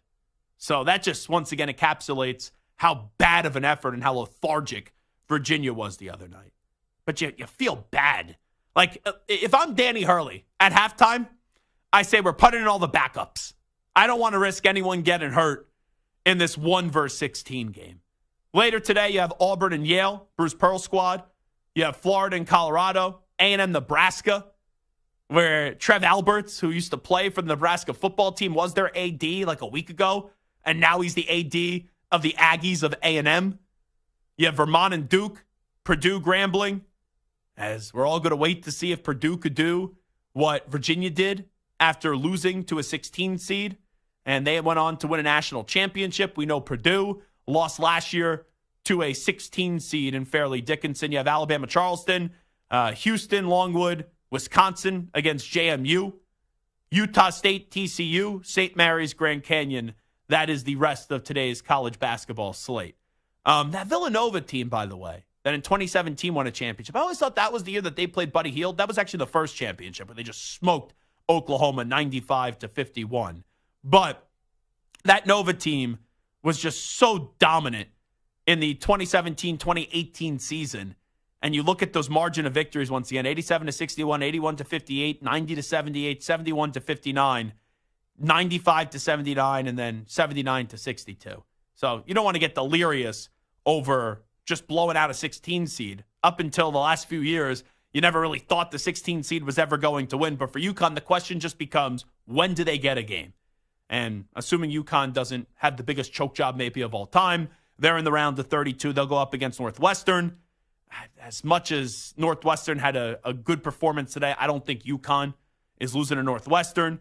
You have the possibility of the winner of, if Auburn takes care of business, if you get over San Diego State, Auburn-UConn could be a fun game. Iowa State will get some love, maybe Illinois as well. But I do believe that UConn is going to breeze through this East region, even with how tough this East region is. Like, I thought out of all the 1 seeds, UConn got the toughest draw. They said, okay, you get the location, but we'll give you a tough draw where you have the SEC champion of Auburn in that region, you have the Big Ten champion of Illinois, and we know what Iowa State has been able to do this year as well. So that's extremely, on paper, tough road, but I don't think it matters with the UConn Huskies. But then yet again, I also thought Kentucky, what an idiot I was going to the Final Four, was going to go to the championship game before UConn kicked their ass in the championship game. And Kentucky last night, that is as bad of a way that you could lose a game, I think, to kind of draw it up. Because it's one thing when you're up by a whole lot of points and then you choke the game away and you snatch defeat from the jaws of victory. But for Kentucky, you just had an Oakland team that played better than you. And still, with all that being said, in the final 5 minutes, the game was right there for the taking. And how many opportunities or how many moments, because with 10 minutes left, you felt like, all right, Oakland's got a chance here. I even tweeted out, this is danger time for Kentucky, because I've been at these games before when it's a neutral site. And obviously, Kentucky's going to travel well because they have the big brand. But when you get into one of these buildings, like I was there when Florida Gulf Coast beat Georgetown. And Florida Gulf Coast, when you're up and like a fan base feels it, or a building feels it, where you have a lot of people that are neutral, when you get to the second half, that whole building starts to pull for Cinderella. And then the top dog feels like they're the hated team. And then they make mistakes and they do things that are uncharacteristic. And that's what you saw last night from Kentucky. Getting stuffed by the rim, dribbling the ball off your shoe, passing the ball out of bounds. And that's just a miserable way to lose. And tip of the cap to Oakland. Greg Campy, their coach, going to join us coming up in about 50 minutes. But to lose that game for Kentucky, when you're big, bad Kentucky, and this is David and Goliath, and you simply just couldn't dunk a basketball, you couldn't dribble the basketball, you couldn't pass the basketball, it's almost like a spell was cast on your team. And that's just really, really frustrating, because there was a belief growing that Kentucky had a legit dominant team this year. And here they go once again. I think it's in the last 4 years they've won NCAA tournament win. They didn't make the tournament, lose to St. Peter's, get to around 32, and then last night you lose to Oakland. And also, let me get to the Kansas game too. Kansas-Samford. So Kansas-Samford, a lot of people trendy pick. Let me pick Samford. Kansas had their leading scorer, McCullough Jr., out for the year. So people are like, all right, let me go Kansas. Let me go Kansas. Let me go Samford. Let me go Samford. And I was like, nah, I'm going to still pick Kansas. I took Kansas in the game last night. And Kansas early was just dominating them. And then you have this great potential comeback of Samford. And late in the game, you have a Kansas player driving. And it was a great, and I mean a great, chase down block. And the referees called a foul. And when that happened, I'm like, all right, let me see the replay. And when you see the replay, A.J. Staten-McCray of Samford made a unbelievable hustle play. Like, I'm not directly comparing it to Tayshaun Prince. Right? I'm not comparing it to block by James. Right? I'm not doing that. But when you just look at the play without knowing like any of the moment of the magnitude, that A.J. Staten-McCray block was phenomenal. And Kansas at the time was up by 1. They're up by 1. So you make the block there, they call it a foul, you go to the free throw line, and it makes it difficult to come on back, especially with how late in the game was. And here's the crazy part. How many times when you watch a college basketball game, and this is not a how many times to reference the past. Let's just do last night with Kansas and Samford. How many pointless, unnecessary, slow reviews do they give you in college basketball? You know, when I watch the NBA, when I watch college basketball, it is infuriating as a consumer of the product how many pointless reviews there are. And it's one thing to have a pointless review, but it's another thing to have a pointless review that takes 3 hours to give us an outcome. And the one time we want a review to overturn a call of an egregious foul call that should not have been called, and it was a block, Samford can't do it. And I give credit to John Fanta, who I think is one of the best people covering college basketball today. He is phenomenal. We'll get him on at some point next week. Fanta always joins us during this time of the year, not only one time, multiple times during the NCAA tournament. And Fanta tweeted this out. He said, we have to have a coach's challenge in college basketball. And he's spot on. You need the checks and balances there. I'm not even slamming the officials, right? It's a bad call. It's brutal. It's putrid. But it's so bang, bang. And yes, I get it. That's their profession. You should be in the NCAA tournament at the top of your profession, and you shouldn't make a mistake like that. You shouldn't. But when you do make a mistake like that, I need a checks and balance system in place. And I'm not saying review every foul. I'm not saying review every controversial call. But give a coach the ability to have one challenge. And if you win the challenge, you get to keep the challenge. And you could keep on keeping that challenge until you lose a challenge. That's how I do it. And if the Samford coach last night had an ability to challenge that horse crap call, gets overturned, Samford gets the ball back, and maybe they end up winning the game. You know? Or maybe Kansas still retains the basketball because it's a block and it's off Samford and it goes out of bounds. But still, that's got to get reversed. That's got to get changed. Because to put that kid on the charity stripe last night, it just stinks. And I'm not going to sit here and say, oh, the fix is in. Oh, it's the big brand of Kansas. Like, I'm not one of those people. I'm not. Never have. Never will be. But it is just unfortunate when you had a game that was a blowout and then it gets good and then it gets close. And then you want the kids to determine the game. And I'm not saying don't call things when they're legitimately called. But when you call a foul that was a all hustle, great block, and the replay doesn't give you any wiggle room. Like when you look at the replay, I was watching this game last night. I'm on my couch. And at first, like, okay, you see it and I go, okay, was there contact? Like, I didn't know, to be fair. And then when they show the replay, I like jumped off my couch. I'm like, oh no! Because you just hate to see a game impacted by the Zebras. And you hate this, and I love hustle plays like that. And you hate to see a great hustle play, and you make the play, you execute, you make a great block, and then it's up. There was a foul. Up. It was a foul. No, it wasn't a foul. And that just drove me bonkers last night. So instead of just screaming, bitching, and complaining, you got to advocate for change and give the coach a challenge. And if he uses the challenge earlier and he loses it and he didn't have it last night, then so be it. That happens. And you SOL. But, man, that's just really unfortunate. That's the word. It's really unfortunate. When you have this time of the year, you have so much emotion, so much fun. And Samford may not still have won the game. Remember, they were down by 1 at that point. But to have that game significantly impacted by the Zebras on a great hustle play made me sick last night. Made me sick last night, Samter, where sometimes you watch a game, and I had no dog in the fight. Like, I don't give a rat's ass, honestly, if Kansas wins or if Samford wins. But there's some games that just keep you up.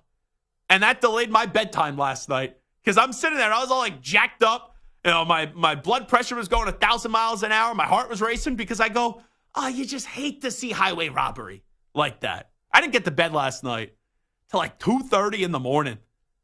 I was watching all these games, having fun. It was great. Last night, got out of work.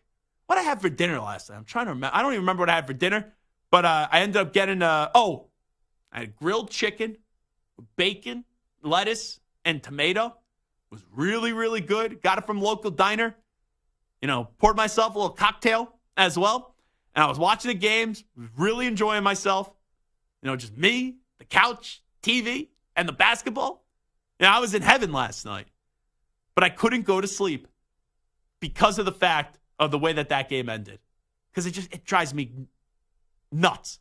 As Emmett Smith said with us, makes me hot. Made me hot to see the referees just impact the game like that. It's so tough to do replay of fouls because then you're going down the slippery slope. I mean, that was so obvious, right? That's why one challenge. Replay, you're just like, I get it. I'm not saying everything. Just give the coach a challenge. Because if we then start reviewing every foul, right, it becomes mundane and it's just stupid. And I feel like, under X amount of time left in game, like there should just be automatic reviews, right? Like with a minute or 2 minutes left in the game, there should just be automatic reviews, kind of like the NFL does. Where you could buzz in. Yeah, forget about the coaches. It's just like if there's an obvious play that needs to be reviewed, whether it's an out-of-bounds play or a foul or like something that's not necessarily a subjective decision, if the guy's feet was outside of the circle, so clearly it was a charge versus not, whatever it is. They review everything. That's why it's it sucks when that's not reviewable. Subjective plays are tough to call, but that was so obvious that was clearly not a foul. But I don't even think it should be up to the coaches. I think that we have replay. If we can see it at home, then the ref should be able to see it as well. It is Zach Gelb Show on CBS Sports Radio. Kevin Keats, his team didn't get screwed last night.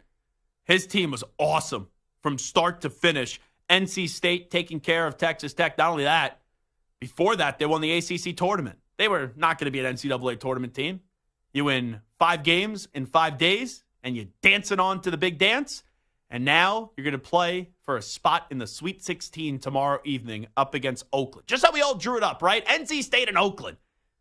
All right? Everyone had that. You want to know something? I know we got to get to the coach, and we'll take a break. You want to know the one person here at CBS Sports Radio that had Oakland? One person had them going to the Elite Eight. It was no other than Hot Take Hickey. Finally, a blind squirrel found a nut because he's wrong on everything. Everything. Purdue fans have been dragging him. Bills fans have been dragging him. Everyone's been dragging him. And Hickey last night, I saw his bracket, had Oakland in the Elite Eight. He also picked McNeese to go to the Final Four, so let's not give him too much praise. But hey, it's better than this dope that ended up picking Kentucky to go to the championship game. Kevin Keats, head coach of the Wolfpack of NC State, joins us next. It's right here, Zach Gelb Show, CBS Sports Radio. You're in a 5-minute break.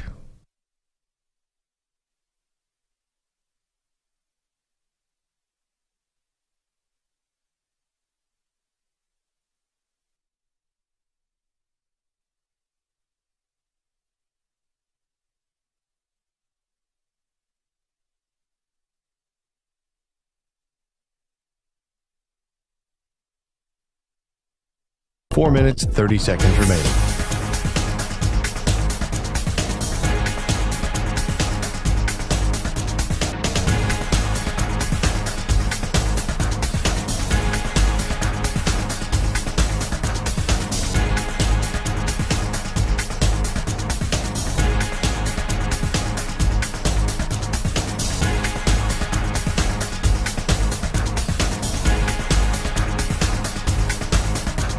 Four minutes remaining.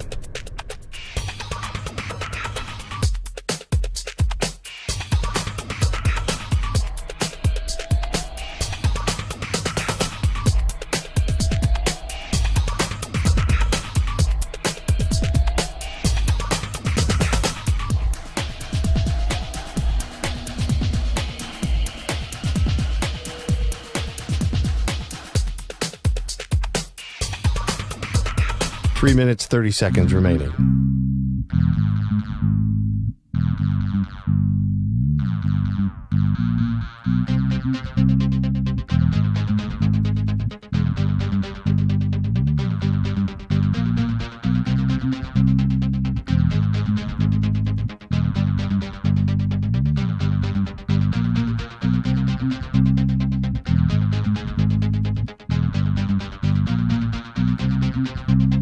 3 minutes remaining.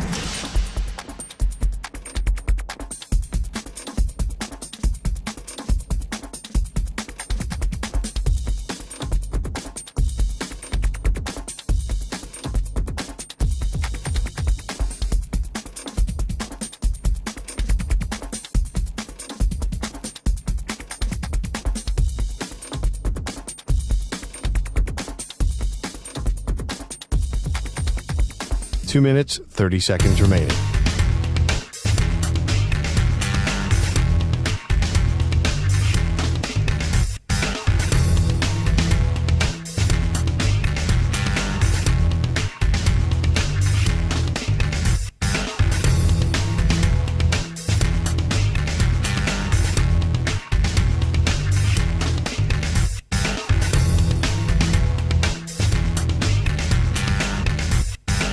Two minutes remaining.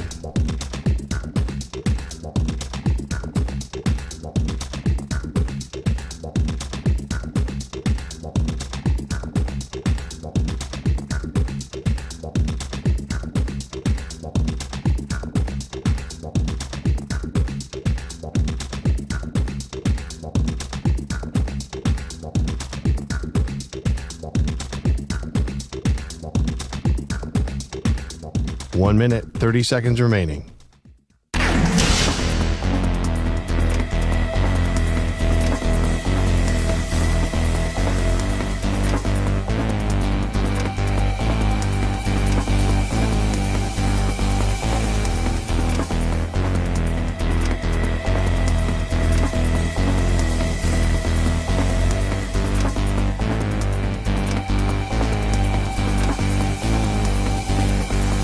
One minute remaining.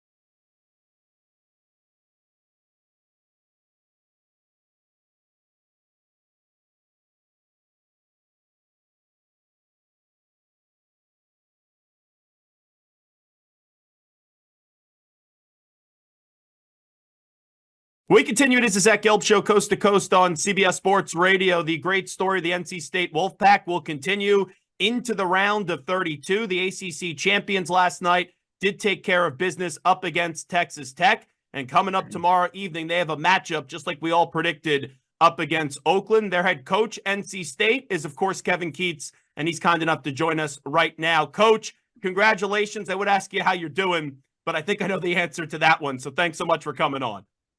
Well, thanks for having me on, and man, I'm excited. I mean, this is March Madness. You get a chance to play against a really good Texas Tech team, and you win, and you survive in advance. So I'm in a really good mood today. Yeah, I could only imagine. I'll start you off with a very simple question. We know that you guys were 17-14 before the ACC tournament. You win 5 games in 5 days. And then last night, as an 11 seed, you take down 6th-ranked Texas Tech in that tourney. Just what the heck has gotten into you guys lately? Because this has been a magical run.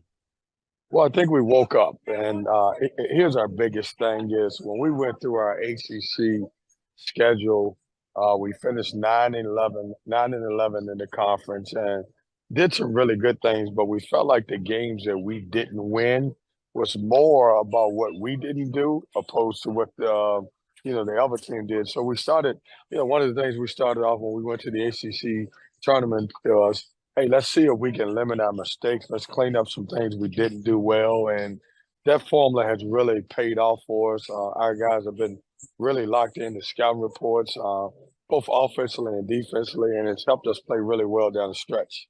It's one thing to think that you guys can play better, but to see it actually speak it into existence and have it be replicated onto the court and see those improvements, is it just really satisfying to you individually knowing that you guys thought you were capable of playing this way, and with your backs up against the wall, with everyone counting you out, you guys were able to display that? Well, and I think that's part of our deal is, we completely locked in, and, it becomes a point in every season that a team has to decide which direction they wanted to go. And, we got towards the end of February, beginning of March, and we wanted to keep playing and we wanted to play meaningful basketball. And I think our veteran guys, took over in the locker room, started leading some of the younger guys, and one thing led after another, and we started playing well together. And all of our previous games, we would have one or two guys play well and never have three or four. And lately, we've been able to stack it where we've got three or four guys who's playing really good basketball, and that's really helped us win games. Coach Kevin Keatts here with us. They're off to the round of 32, the head coach of the NC State Wolfpack. When you win 5 games in 5 days and you go through that gauntlet and you win the ACC, people were wondering how much legs your guys would have left. Why was your team not only ready for the challenge last night, but really played a well-rounded game for all 40 minutes?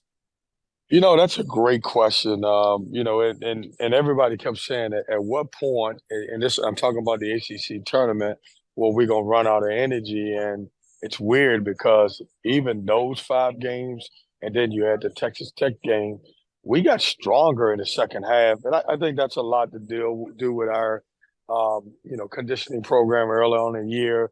We're a pressing and running team. And, I know a lot of people talk about March, but our team's in great shape. And that's a lot of credit to those guys. Hey, when your team's hot, you guys are hot, and it gives you a new sense of confidence. I saw your tweet after the ACC championship game that you guys won, that you knew your guys were ready to go when you looked them in their eyes right before the game. Does this team just look different to you? Do you feel that this group has a newfound confidence? Well, we look, feel, and sound like a connected bunch. And I think that's one of the things that's really been special about these group of guys. Like I've seen them grow throughout the entire year. I've seen the leadership become a very important part of who they are. I've seen them play really good basketball, and it's no more, when you take some transfers at the beginning, it's more about an individual playing well opposed to a group. And we're at the point where everybody's happy for everyone's success. This time of the year, Coach Kevin Keatts, I love big personalities, and I love to see players get their shine. To see that building last night really support DJ Burns and him become a fan favorite overnight, what did that mean to you personally?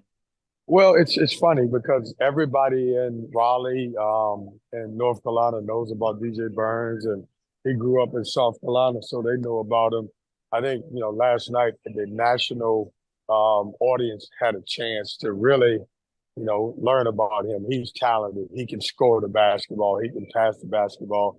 Really a tough matchup. And, I think one of the things that make him special, he's got a tremendous personality. And I think that spreads through our entire team. And he showed great leadership through this run. And, he's a fun guy to coach. He makes me look good now.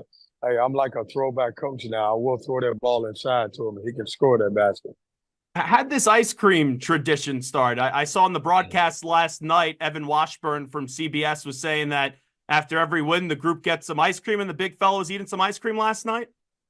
Well, it's only road win. So, I'll try to make this quick as I can. When I took over UNCW, UNC Wilmington about 10 years ago, they hadn't won a road game in so long. And the first time we won our road game in my first year, they were all looking around and didn't know what to do. And I started this tradition that on every road win, neutral or at a road site, and we win, we get ice cream. And I kind of took it from UNC Wilmington into NC State, and it's become a big thing then for us. Well, everyone loves a good bowl of ice cream, so I absolutely love that story. Kevin Keats here with us for a few more minutes on the Zach Gelb Show on CBS Sports Radio. NC State, ACC champs, and we know they did get a victory last night up against Texas Tech, beating them by double digits. They'll have Oakland coming up tomorrow evening. Getting back to DJ, though, he's a transfer. We know how big the transfer portal's been. He came to you guys a few years ago coming over from Winthrop. What do you remember the first time you got a chance to meet DJ Burns? Well, I just remember, a great personality, someone, a young man who wanted to display his skills at the highest level. He'd done pretty much all he could do in the Big South. He was player of the year, but he also wanted to prove to himself and everyone else that he could play in the ACC and have the same type of impact that he had at the mid-major level. And he was hungry, and I think it's paid off for him, and he's put the work in, and I'm just so happy to see him play well because he's proved a lot of people wrong. People, hey, can't move, he's not good enough, can't do this, not athletic enough, and I mean, he's become one of the better post guys in the country. Let me ask you about Ben Middlebrooks. He was on fire last night with 21 points, averages just under 6 points a game. Did you know he was capable of that performance last night? And when you walk off the court and you know what he did, just how did you process that performance? Well, I'm happy for Ben because this is a Ben that we've been waiting on, can shoot it outside, can put the ball on the floor. I think, last night we needed him and he played with it, tremendous confidence. And yeah, he's a guy that can do a little bit of everything. And we've been waiting. He's shown flashes of this, and every now and then he would have a good game, but nothing like last night. I think it was his career high. He was tremendous. It was even hard to keep him off the floor last night. So just as we predicted, right? NC State up against Oakland. When you do the early scouting reports and you take a look at this Oakland team and the great story last night, taking down Kentucky, just what's your first thought about the way that they play basketball?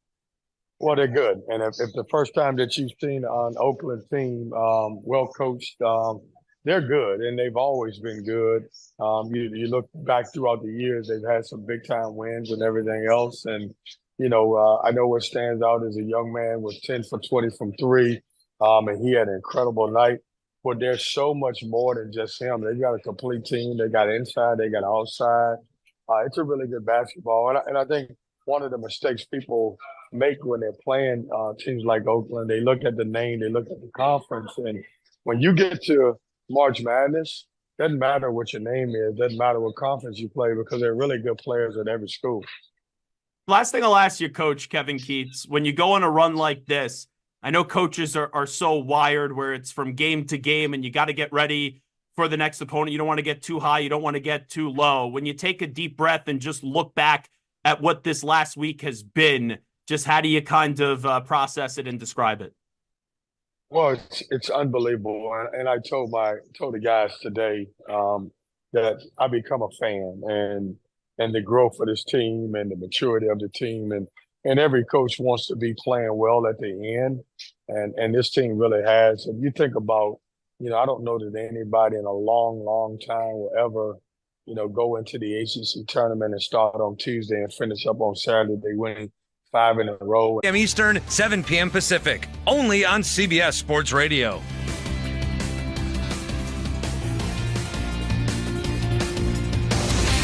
CBS Sports Radio.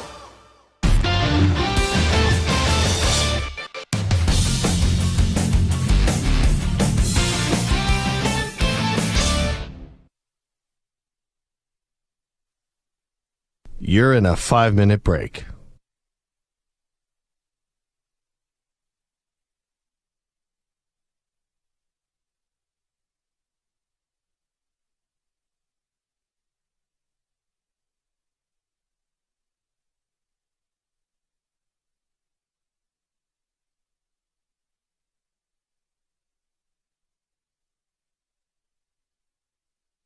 Four minutes, 30 seconds remaining.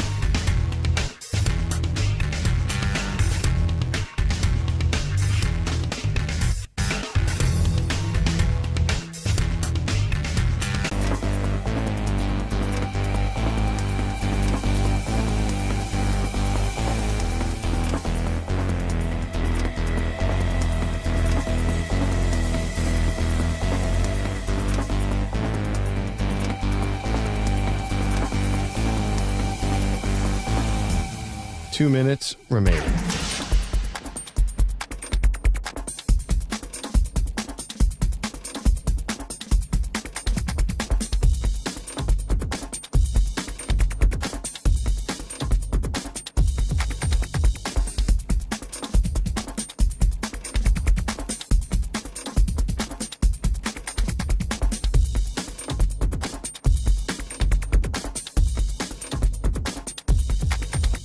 One minute, 30 seconds remaining.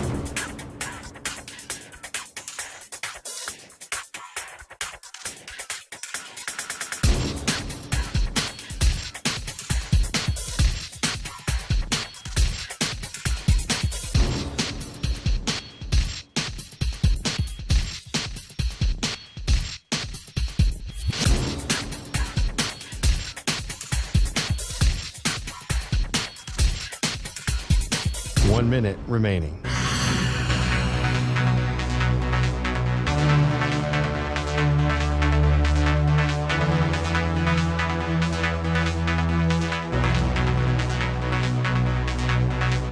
Forty-five seconds remaining.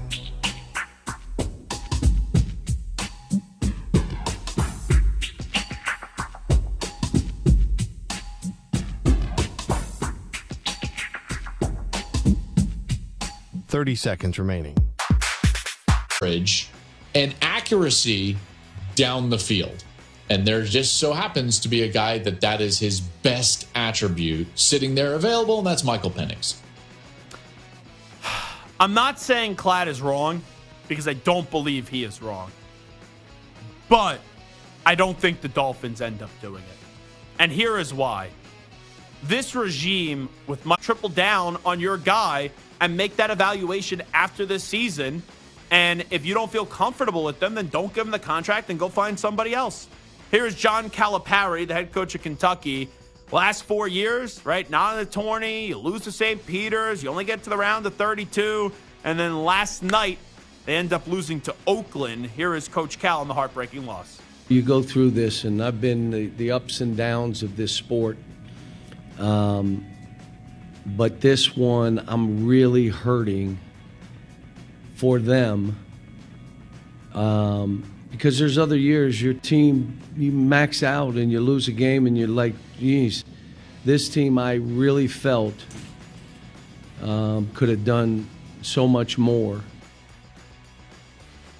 He's not wrong, right? Everyone thought that this team was going to do a lot. Everyone thought this team, or a lot of people thought this team was poised to go make an Elite Eight, Final Four run, get to a championship game, especially when they were playing. But their freshmen, the two freshmen, didn't show up last night. And even with all the mistakes that they made, they were still right in that game with 5 minutes left. And Oakland's coach, actually, Greg Kampe, is going to join us coming up in about 18 minutes from now, or 12 minutes from now, excuse me. And even with how his team shot the ball early, that game was right there in the balance late.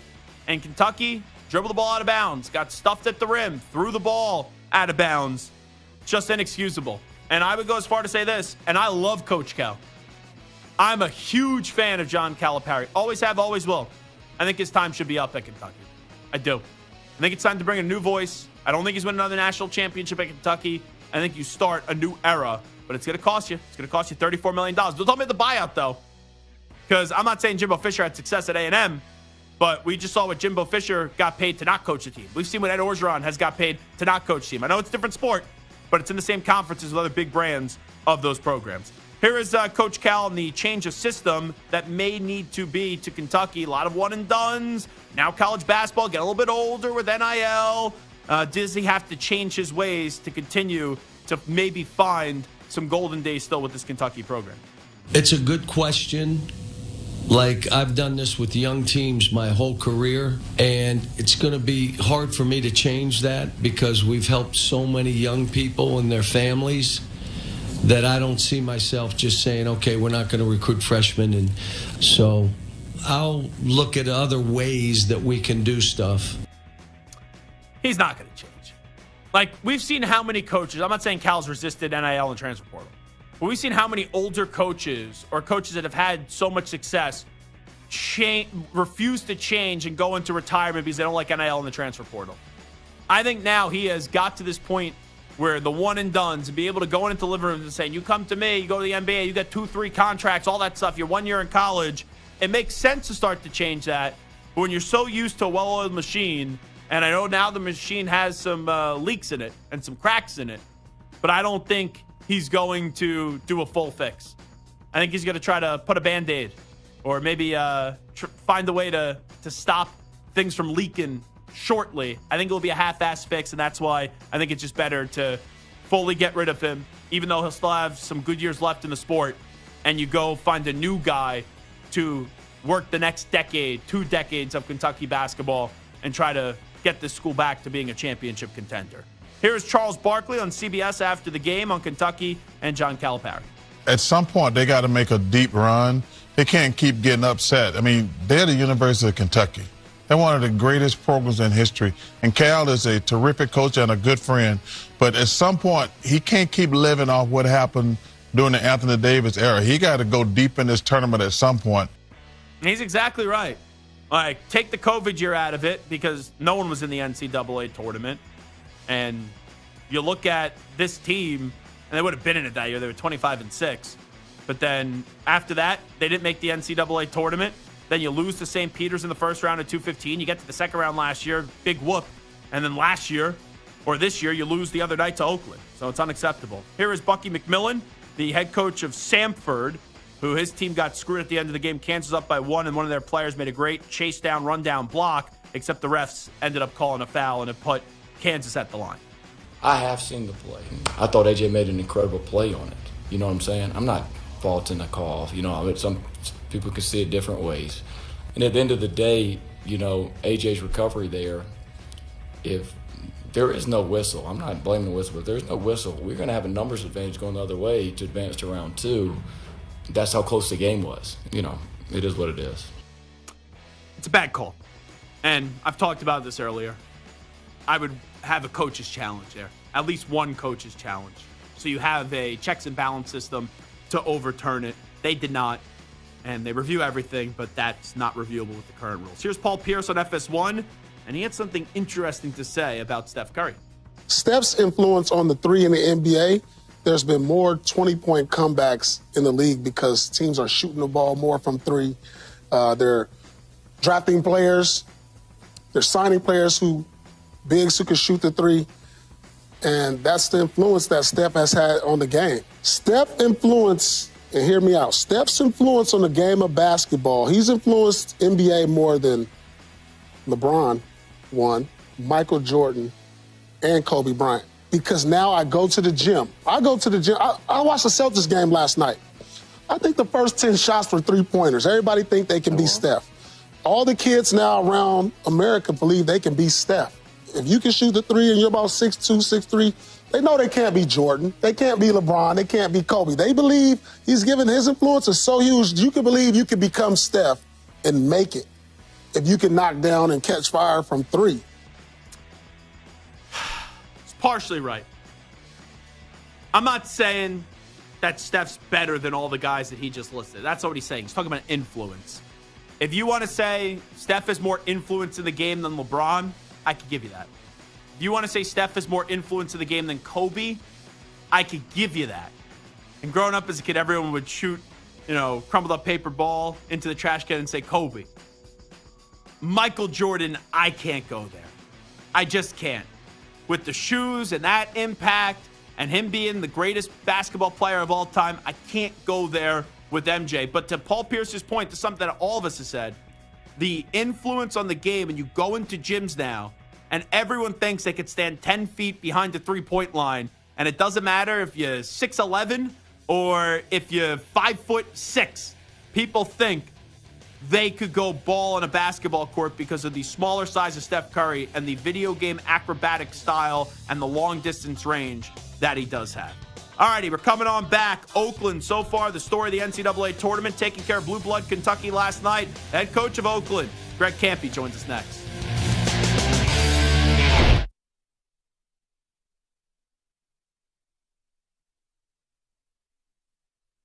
You're in a 5-minute break.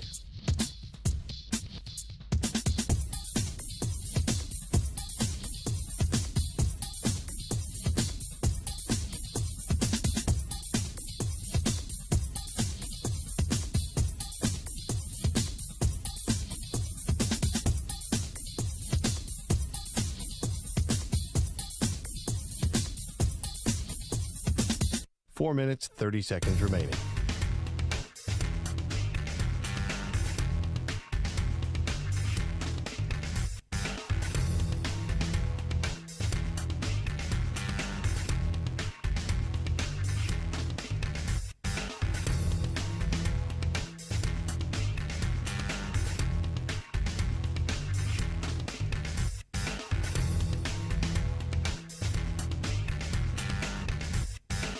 Four minutes remaining.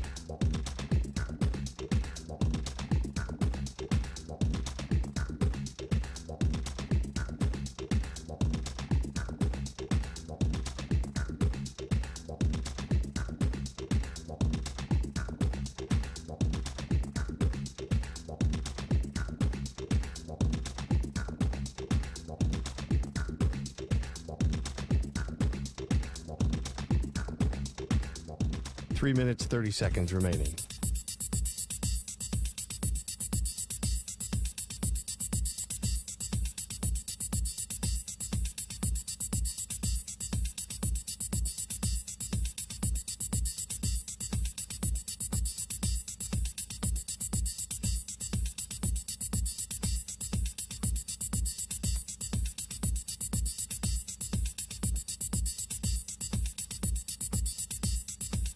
Three minutes remaining.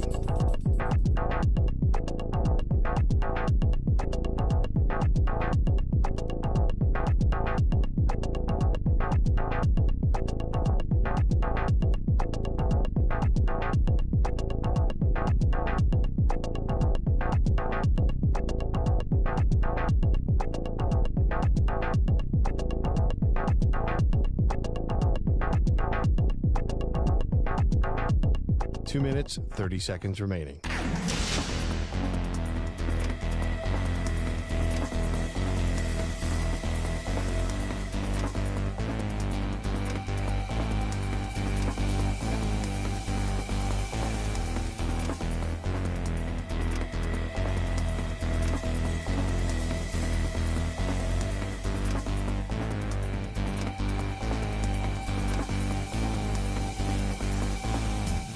Two minutes remaining.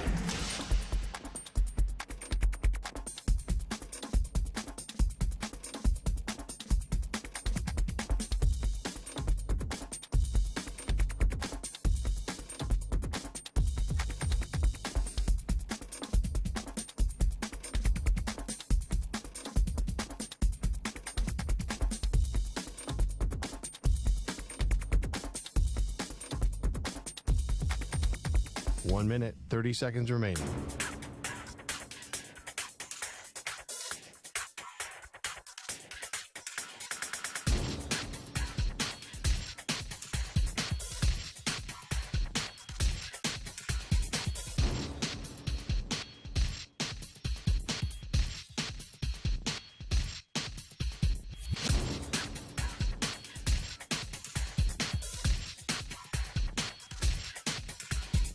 One minute remaining.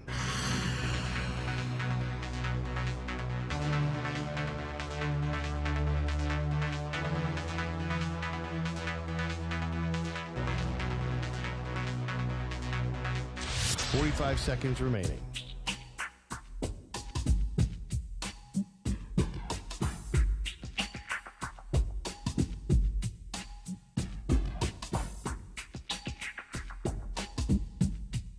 Thirty seconds remaining.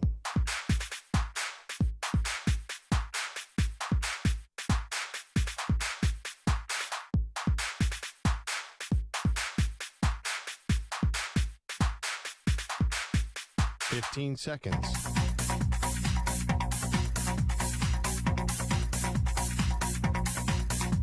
Break ends in 5 seconds.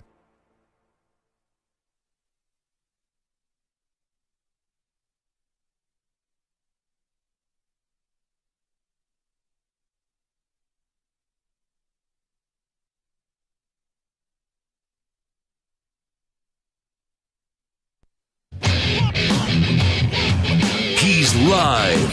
He's nationwide on CBS Sports Radio. This is the Zach Gelb Show.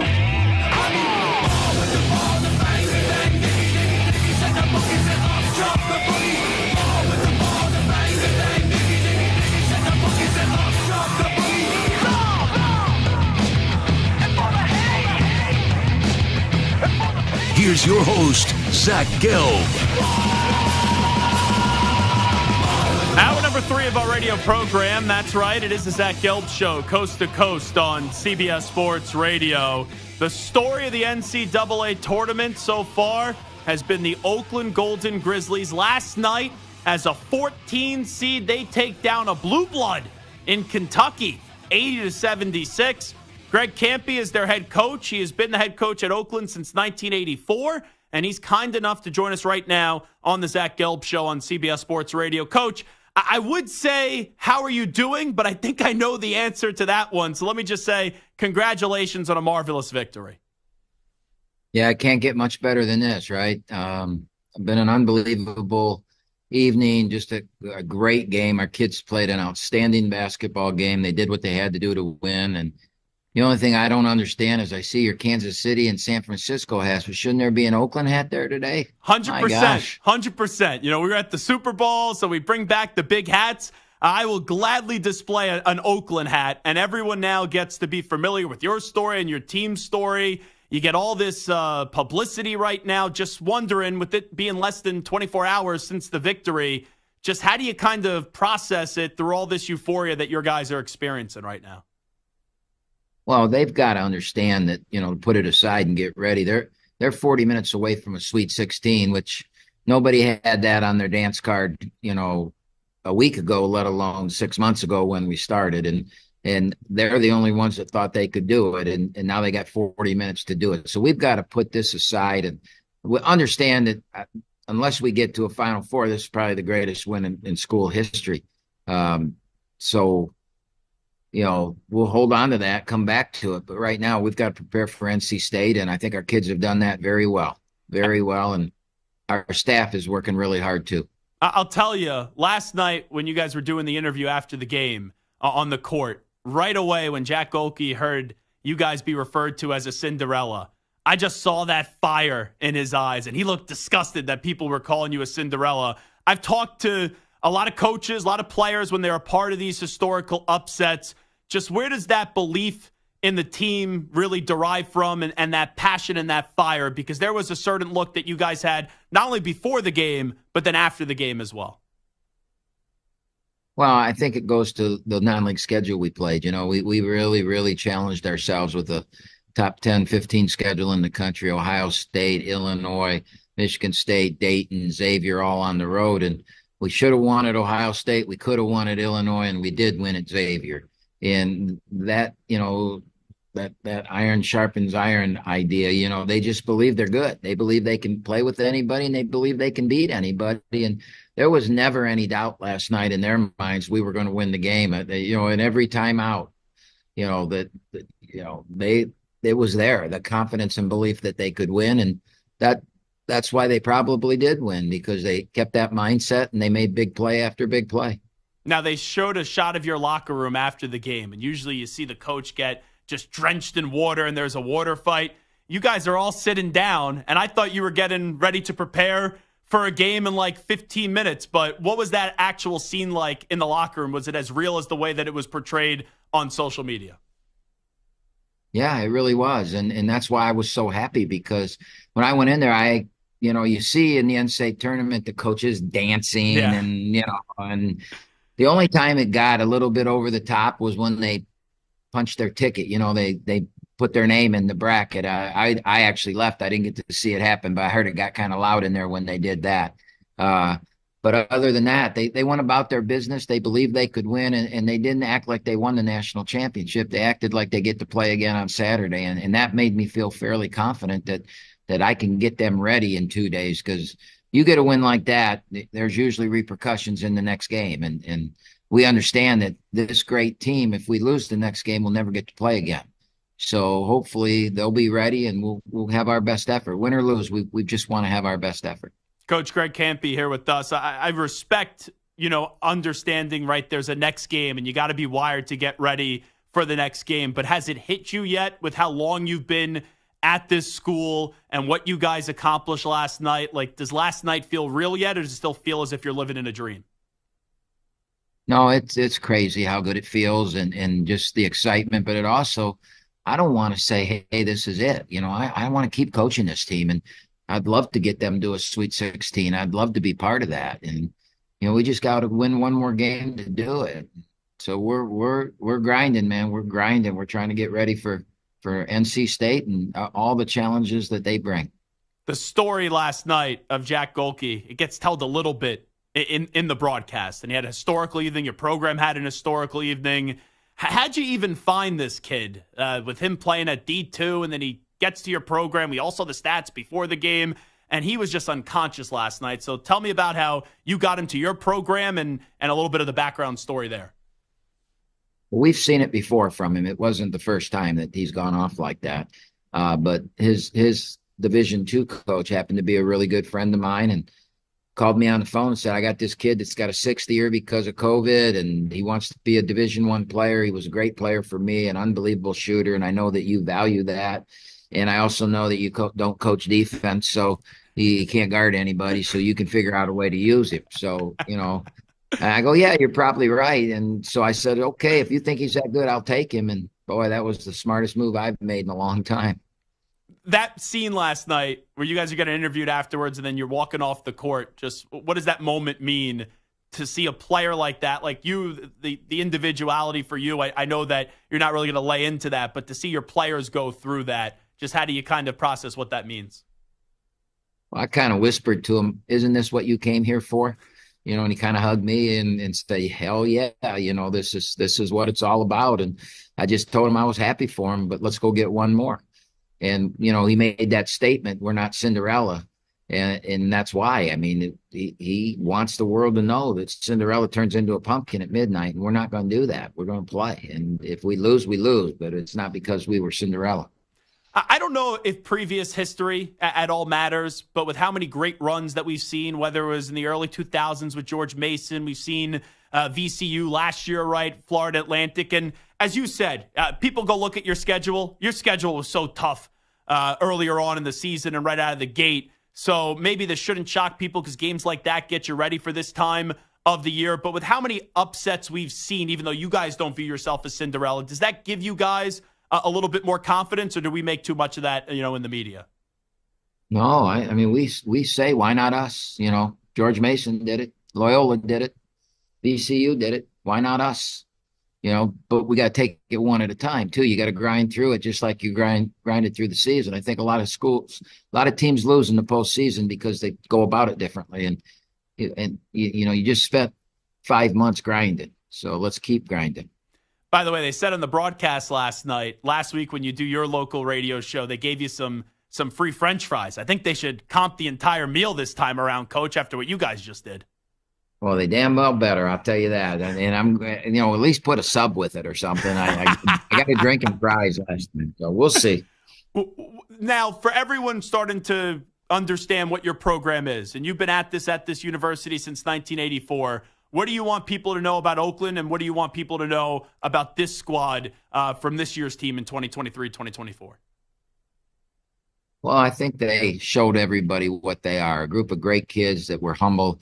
They won the right way. They didn't act like idiots, when they won.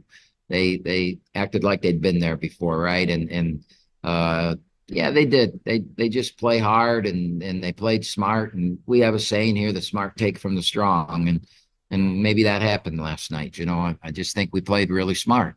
And then the other thing is our school is a fantastic school, and we just want the name out there, and a lot of great things, about our school that we'd want the world to know. So maybe a couple more wins will keep us in the spotlight for a while. Are you definitely coming back next year, Coach? I know that you never know when you're going to walk away, and you're 68 years old, turned 69 in December. You've been there since '84. Is this still, really exciting and energetic for you, or do you kind of start to say, maybe this would be a good way to wrap things up? No, if you can give me a team like these guys every year, I'll go another 10 years or so. I mean, this has been maybe one of the most fun years I've ever had. I love this group of kids. They love each other. And I know that's a funny word to use, but it's true. I mean, there's such a respect among each one of them. And it's made it so easy for me to coach. This has added years to my coaching career, I'm sure. I've got 3 years left on my contract. Maybe I can talk them into 2 more now that we've won a little bit. I think it's an easy extension to negotiate. I'm not your agent, but I think this would be easy to get a little bit more money and get some more years on that deal. Greg Kampe wrap it up with the Oakland coach. Last night they take down Kentucky. What type of team did you think that you had before the start of the season? Like, I'm not going to say if I came to you for the start of the season and, I said to you that you guys would be in the round of 32, but what type of squad did you think you guys have? Well, we went to Italy this summer, and it was a really good trip. But we showed some warts, we showed some signs of there's some things we got to get better at. And I just think defensively, we grew as a team in that zone. We when you bring in new players every year like it is nowadays, I brought 7 new guys in this year. But fortunately, I had 4 or 5 that have been here forever that could help teach that zone. And as the season went on, we grew defensively to become, I think we're maybe the best defensive team I've ever had. And I think it proved it last night, the way we guarded Kentucky. We out-rebounded Kentucky when they were giants, 3 7-footers. We have 3 5-footers maybe. It was a hell of a defensive clinic for us last night. So I just think that as we got better defensively and we played those good teams, beat Xavier, we believed that, this team could really do something special, and now they are. Last thing I'll ask you, a little early preview. We know tomorrow evening you guys will take stage once again against NC State. They've been hot, 5 wins in 5 days in the ACC tournament. Last night, they dominated wire to wire up against Texas Tech. What's the early scouting report when you take a look at your opponent coming up tomorrow evening? Well, we're going to have to play a different game than we played against Kentucky. Kentucky was a perimeter-oriented, shoot the 3, best in the country, 3-point percentage. Keep the pace slow. Don't let them get it into a pickup game. Don't let them beat you up and down the floor. With NC State, it's probably the other way. They've got tremendous post players. They score the ball in there. They're huge. And but we got speed to pace up tomorrow. It's just going to be different tomorrow because this is their 7th game in 11 days or 10 days, and somewhere along the line they got to be human, and that's got to kick in, and maybe they can't make jump shots or something. Was there a message that you got after the game, a text or a phone call that meant a little bit more to you? You're blown away that this person was reaching out or talking about your program? Just wondering. No, there were so many. I've been around so long. I know so many people. And, a lot of the old guys reached out. Roy Williams called me. Steve Fisher called me. Just a lot of the older guys that were just happy that, Greg Kampe got a moment in the tournament like that, I think. And they had some great messages. So I'm blessed to have been around this long and know all these people, and that they would take a moment to talk to me. Well, Coach, we appreciate you taking a moment with us today to talk about your program and the incredible victory last night. Good luck coming up tomorrow evening. Thanks so much. Thank you for having Oakland on. I really appreciate it. You got him. We'll make sure we'll get that hat in the studio as well. It's a bad job out of us. There he is, Greg Kampe, joining us on the show. Just what an unbelievable story. And there's always a story each and every year in March Madness when no one, and I mean no one, is talking about a school. And then the next thing you know, boom, viral sensation. And, sometimes, and usually it happens with a younger coach, right, at a smaller program, just grind it away, put in the work. He's been here since 1984. Think about that. 1984, he's been at Oakland. And to get that moment, more than well-reserved, you see the just how good they were. Like, this wasn't, they went on just a great run and they stole the game from Kentucky. They played better the entire game than Kentucky. Like, you look at NC State when they beat Texas Tech, they were better from start to finish. And last night, they were better. The game was still right there for the taking at the end. And he said it. Defensively with that zone, they were remarkable. But then, to see the way that, because at first when you get hot from outside, you just think that's going to go through the entire game. But then how they bullied Kentucky in the post, like Lapis, Steve Lapis doing the game, he pointed that out. He goes, it's one thing when you're on from 3 or you're on from the perimeter, but then how you start to dominate the paint, it's a heck of a job. Just a heck of a job. And they're the team. Like, we've seen this, right? Shaq is smart. Dusty May. There's always a team that people gravitate towards. Jim Larinaga, like every year, no one was talking about VCU. No one was talking about George Mason. No one was talking about FAU. Andy Enfield. Yeah. Florida Gulf Coast. That was Florida the run. Gulf Coast. It only got to the Sweet 16, but still, that was remarkable. That was one of the most exciting runs that we've seen. Just because, they were just so fun. They were awesome. And that propelled them to USC. Yeah. And you see it happen. Loyola Chicago, Porter Moser, and then he was able to replicate it after you go Final Four. A few years later, you get to a Sweet 16. Remember, they beat Illinois with Kofi Cockburn in the round of 32 to get to the Sweet 16. It just happens. And now we'll see how far they could take it. But here's the thing. Like in recent years, I've had a chance to talk to the head coach at UMBC when it's 16 beat 1. I had a chance to talk to Shaheen Holloway at St. Peter's when it's 15 beat 2 in Kentucky. I've had an opportunity last year to talk to Tobin Anderson after 16 beat 1. There's a difference in saying, my guys believe. We thought we could win. But then you go, okay, that's one thing to say when you win. But were there subtle hints of it? And when you have the interview going down after the game last night, and I'm pretty sure it was Evan Washburn, who just mentioned the word Cinderella. And I noticed this. It was in the first question of the interview. And the first question, I think, was to Greg Campy. The moment that Jack Golke heard the word Cinderella or underdog or upset, he was furious. Furious. His face told the whole damn story. And then they followed it up at the end, and he grabbed the microphone and he said, we're not a Cinderella. I've seen that in the tournament. With Florida Gulf Coast, Team Samford just mentioned. Dunk City coming to Arlington. Boom. Right in the press conference table. Tobin Anderson calling his shot last year in the locker room. Shaheen Holloway having Kobe Bryant type of vibe, like job not done yet. We've seen it with these guys. And last night, whether it was from Golke or whether it was in, I don't know if you guys caught this. In the locker room after the game, they show the video. And he even talked about it.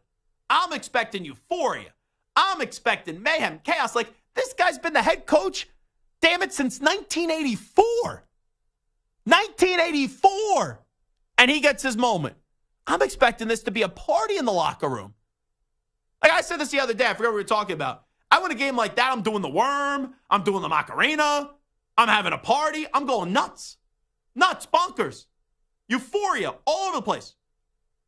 That team set it up like they're holding up to go out and play a game in 5 minutes.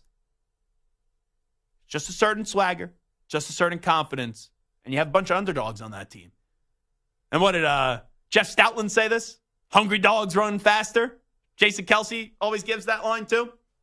That's a hungry dog. And man, did they run fast last night. And not only did they run fast, they embarrassed Kentucky.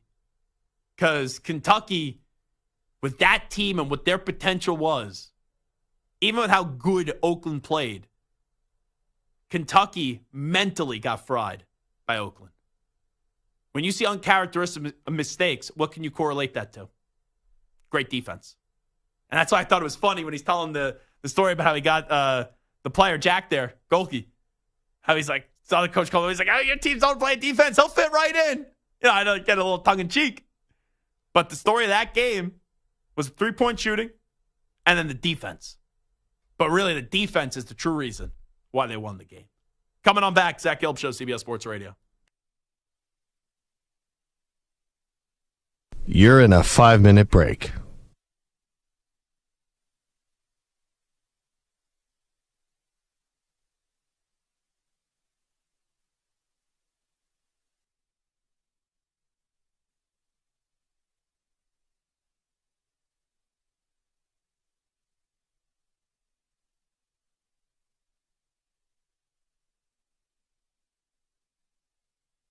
Four minutes, 30 seconds remaining.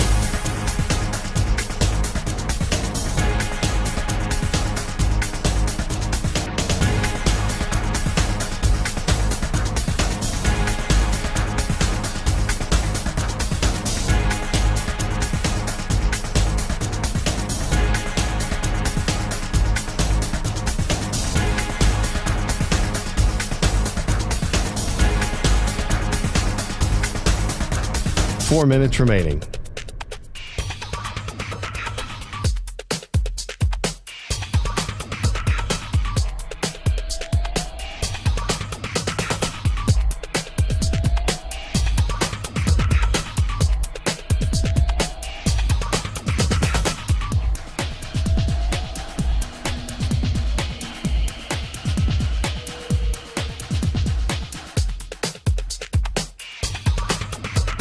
Three minutes, 30 seconds remaining.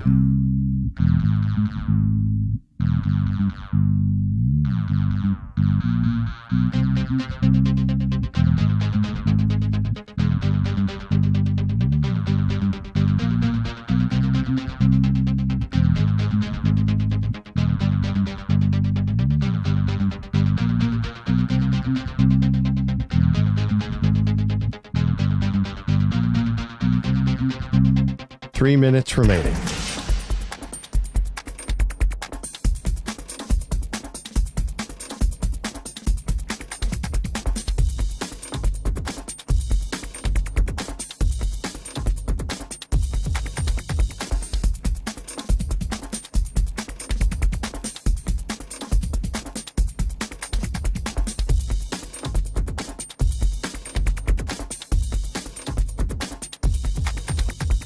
Two minutes, 30 seconds remaining.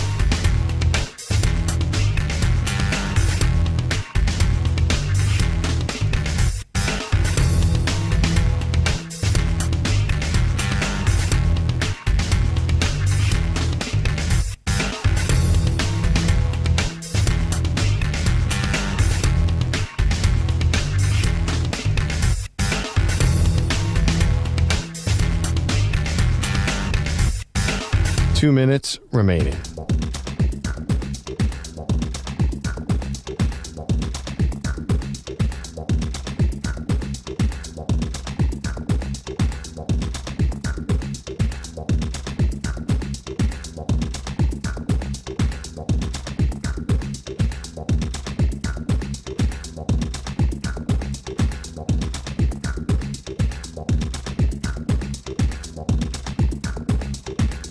One minute, 30 seconds remaining.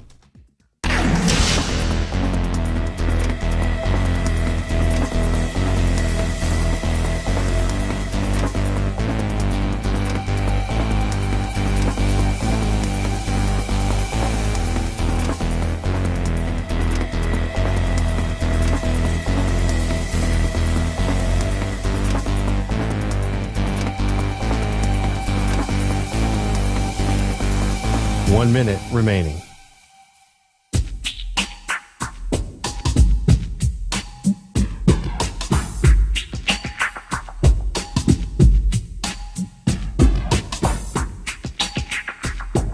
Forty-five seconds remaining.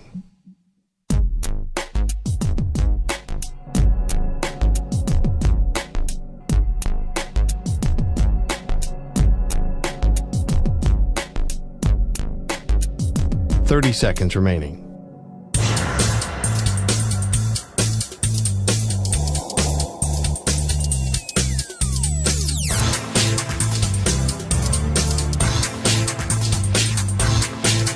Fifteen seconds.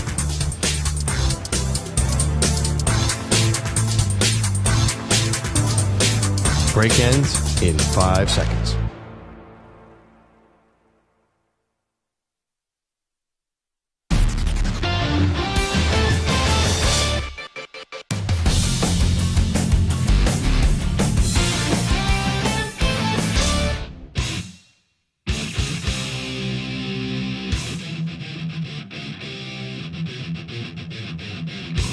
Now back to the Zach Gelb Show. Alrighty, Zach Gelb Show, CBS Sports Radio. Let me give you some scores of these games right now that are going on in March Madness. The finals from today. Man, New Mexico was one of those trendy picks. I think a lot of people were picking New Mexico and McNeese. That was a lot of those popular upsets. McNeese just got destroyed last night. And you did see New Mexico pretty much get manhandled today by Clemson, 77-56. I saw Danny Hurley. His team was up 52-19 at halftime. So I absolutely love this level of being a psycho as a coach. Like, I've seen it from Saban. Remember when Saban's up like 30 points in a national championship game, 4 minutes left, and he's throwing his headsets. He's breaking clipboards. So Jeff Borzello, who covers college basketball for ESPN, he said this was the Hurley quote at halftime. We got to grow up a little bit. The last couple of minutes, I didn't like. Coach, your team's up 52-19 at halftime. But that's the heart of a champion. That's something that I love. And Danny Hurley is about to become, he's on the precipice of becoming the face of college basketball. And he wins back-to-back national championships. He's going to be the most popular name in the sport, if he's not already. And I believe they're going on a run like 2018 Nova, where it's just blow everybody out and just dominate everybody. Marquette, ugly first half. Kolek comes back, 18.6 rebounds, 11 assists, 87-69. They beat Western Kentucky. Baylor dominates Colgate, 92-67. San Diego State survives against UAB, 69-65. Northwestern, they were up, then they choked it. Florida Atlantic goes to the line up 2 at the end of regulation. It's a 1-1. They missed the first. Northwestern drives to the hole, gets the deuce. And then John L. Davis, who was like one of their stars last year in that great NCAA tournament run, man, he got the ball, like was just waiting, then jacked up a three-pointer. It was no good. I didn't understand the waiting there. And then in the extra session, free basketball, 19-17, Northwestern outduels Florida Atlantic to win 77-65. And currently right now, you got a good first half between Auburn and Yale. There's under a minute left in the first. Auburn up 38-34. You got a good first half between 7th seed Florida, 10th seed Colorado. Buffaloes did win the first 4. And now they have Florida here. Florida is up 42-41. And then coming up at about an hour from now, you got A&M, Nebraska. And later this evening, Vermont, Duke, Grambling, Purdue, Charleston, Alabama, Longwood, Houston, James Madison, and Wisconsin, TCU, Utah State, and then Grand Canyon going up against St. Mary's. I'm actually really excited for that Grand Canyon St. Mary's game. Really excited. And that line, 6.5. If I have one gambling play this evening, I may plus the 6.5 points with Grand Canyon. I am optimistic about Grand Canyon. With Bryce Drew. And remember, he had that game-winning shot with Valpo all those years ago. But St. Mary's is a heck of a team. And I give credit yesterday, too, to Gonzaga. A lot of people are picking Gonzaga to go down, and Gonzaga is getting very disrespected. And you know I have to give credit to as well? Got to give credit to David Shepard. Shep, the good Shepherd. Shep yesterday had a Gonzaga player on, Ben Gregg. And Ben Gregg pretty much voiced how, yeah, they knew how everyone was picking McNeese. And even though they were a 5 seed, it felt like Gonzaga was getting disrespected and that they were the underdog. So it was a good conversation that Shep did have with Ben Gregg of the Gonzaga basketball team who's been there for the last few years. And you know what? I think there's a little breaking news, too. Shep yesterday, you don't have to press the sounder, Stu. Stu was like, oh, we got actual breaking news? Shep yesterday, and I guess we've had a little kerfuffle the last month and a half or so, like some radio fun. Trust me, I'll win that fight. Don't you worry. But Shep, who's been working his tail off here, I'll give him credit. He was filling in for Bart this week, and he's doing all these interviews. Reminded me a lot like me, even though Shep's older than me. When I was doing the weekend overnights, and I come in March Madness and just stay here for about like 14 hours and then go do the show from 2 to 6 a.m. Eastern time. Shep was working like a dog this week. And he was here for a while, just taping interviews when he was hosting 10 p.m. to 2 a.m. Eastern time. So I'll give a little compliment to Shep. And he was waiting outside the studio for me. I thought he was going to throw some things at me. But he's waiting outside the studio for me the other day, and he showed me a culpa. And we talked for about 30 minutes. So here's what I'll say. I am fine with David Shepard. I've always liked Shep. He got ugly for the last month. I may have to, since I'm a team player, you know, I don't want to sound like Jamie Erdahl the other day when she was going into, I don't want to say labor because I don't want to speak out of turn, but she's leaving GMF to go have the birth of her child, and then they're moving the studios from New York to California, to LA. And she was saying how she just always wanted to be a good point guard. Well, on this show, I am a point guard. but I'm also a scoring point guard. So I have to run this by Samter and Stu, and we could talk off air. Just maybe. And he would have to come in studio. This would not be like over the phone or via Zoom. Samter's already shaking his head no. But maybe for the NBA playoffs, we do one guest spot with Shep. That's what I'm offering. That's what I'm proposing. Samter, you're saying no? You're shaking your head no? Like I said, until he goes back on his Mike Tyson take that he could beat Mike Tyson in a fight if he trained for a year, until he goes back on that take, he doesn't belong behind a microphone because it's so stupid that it doesn't deserve any kind of consideration. Now, I love Shep. I think he's good on the air. He knows the NBA. I legitimately think he would be a decent NBA guest to talk about the playoffs. But that take is so stupid that I can't, in good conscience, agree to have him grace these airways just because. We'll have a conversation about it. Yeah, I mean, listen, we could talk about it. If he's willing to come on and say, you know what, I realized it. There's no chance I could ever even last longer than a minute in the ring with Mike Tyson, no matter how long I trained for. Yeah, he won't back down.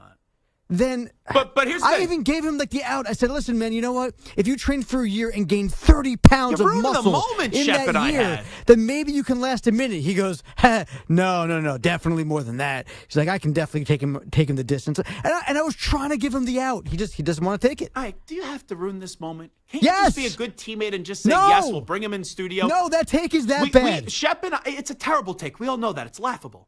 But Shep and I had a good moment. Right? Little camaraderie building here in 345 Hudson Street. And then Samter, grouchy old Samter, just has to basically throw gasoline on the fire and try to reignite the flames. I've heard some bad takes from Ryan Hickey. Do me a favor. Yeah. I'm done having your opinions on this. Just for 1 second. Okay. I said we are checks and balances here. Okay. So you vetoed bringing Shep in as an in-studio guest. I think Shep should be an in-studio guest one time, in-studio only, not via Zoom, not via phone, in-studio, where we have a buzzer on him in case if he goes just speaking too long and we just have a little buzzer, not an actual buzzer attached to him like Altuve style, but I'm just saying like a little buzzer that we play on the air to basically get him to shut up and reel him back in. So Samter has said no. I've said yes. Stu, break the tie. You down? I'm down. I don't think the Mike Tyson take has anything to do with the NBA, so why not? Gotcha. So that's 2 against 1. I'm just being fair here. So. Hey, if you want somebody on the air who thinks that he can take Mike Tyson in a boxing match, you go for it, man. I'll step out during that segment. Well, I don't believe that's true, obviously, but I'm just saying. This is we had a nice little conversation. And like I said, I like Shep. I like him. Doesn't sound like it. No, I like him. You know, I'm moving to a new town that apparently he grew up in, so he's giving me all this information about this town that I'm moving to. I'm very excited. Did you sign, by the way, already for this new house? Oh, yeah. Did you know that Shep used to live there? You know what? Actually, you know how I found out? When he went on the rant, after I went on the rant about his Tyson stuff, he talked about, I grew up on the mean streets of North Stamford. It's like, dude, come on now. Yeah. No, but I respect the work ethic of David Shepard the last 48 hours. Been very impressive. Does Kentucky need to buy out John Calipari, nearly $34 million, and fire him after losing to Oakland? I usually would not advocate to fire John Calipari. I'm a huge John Calipari fan. I think it's time to move on. I think you need a new voice in there, and I think you need to get Kentucky back to being a national championship contender. Cal has been really good there, won a national championship. We know everywhere Cal goes, UMass, talk about college. UMass, Memphis, they always go far. They always win. Gets this big blue blood job at Kentucky. Has been there for a while. Has been successful. But with how it's gone down the last 4 years, missing the tourney, losing to St. Peter's, advancing one time to the round of 32, and last night you end up losing to Oakland. I think it's time to start the new era and get a new voice and bring in and write a new chapter of Kentucky basketball. So I would get rid of him. Returns in that poll right now, 62.4% say fire John Calipari. 37.6% do say bring him back. So what are your thoughts on that? 855-212-4CBS, 855-212-4227. All righty. Real quickly, do we have the Jay Wright audio? Let's do this, actually. We'll tease it. I want to play the Jay Wright audio on the other side. Jay Wright made a very good point about John Calipari. And also, we'll rehash the conversation about Joe Klatt saying the Dolphins maybe need to move on from Tua and draft Michael Penix Jr. Who are some teams that need to maybe start thinking about moving on from their quarterback? Update time first. Here he is, the Ackman, Rich Ackerman. CBS Sports Radio. Sports Flash. Well, it's been a full day of tournament action. 2 games still going right now at the half. It's a good one in the South region in the first round where Colorado and Florida are even at 45. Also at the half, Auburn in front of Yale by a score of 41-34. We did not have the big upset today, but we did have a good game, and it was the first game of the day as Northwestern in overtime outlasted Florida Atlantic 77-65. The Wildcats getting a gift as Florida Atlantic had a chance to win it at the end of regulation and did not get off a good shot. And then the Wildcats went 5 for 5 from the field in the extra period. San Diego State just gets past UAB, avoiding the upset. 69-65. Baylor had no problem against Colgate, 92-67. Marquette advances with an 87-69 win over Western Kentucky. And it was UConn over Stetson big, 91-52 in a game that was never close. And also Clemson with an impressive showing today, ousting New Mexico 77-56. I'm Rich Ackman. Hey, this is Bart Winkler. I've got a new show weeknights. Join me for the Bart Winkler Show starting at 10 p.m. Eastern, 7 p.m. Pacific, only on CBS Sports Radio.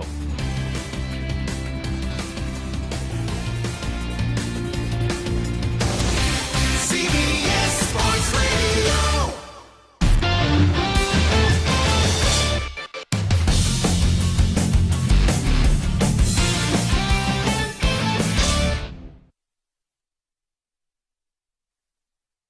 'You're in a 5-minute break.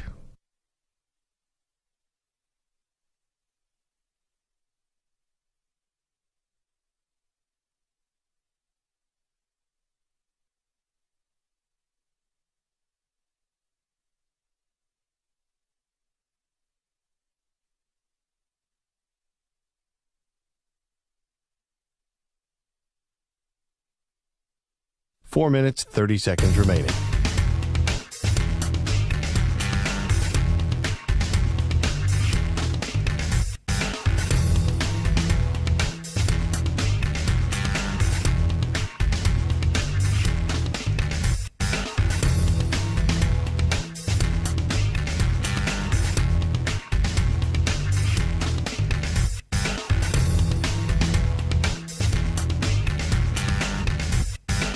Four minutes remaining.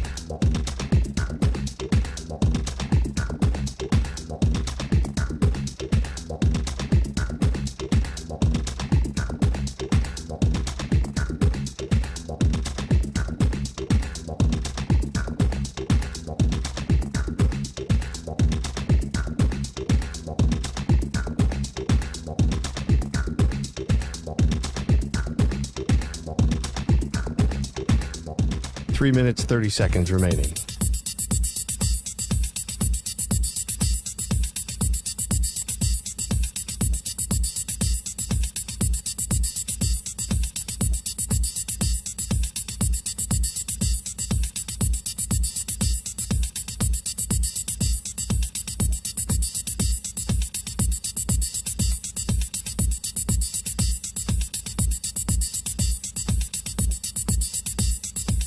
Three minutes remaining.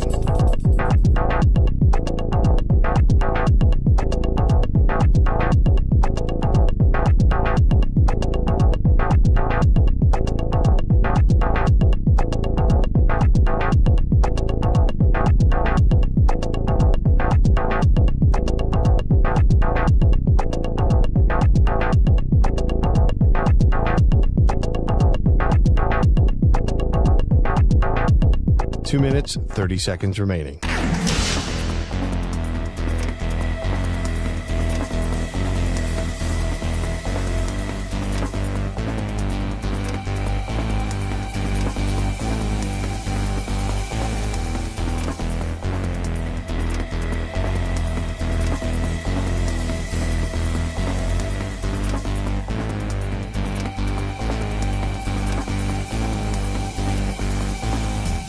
Two minutes remaining.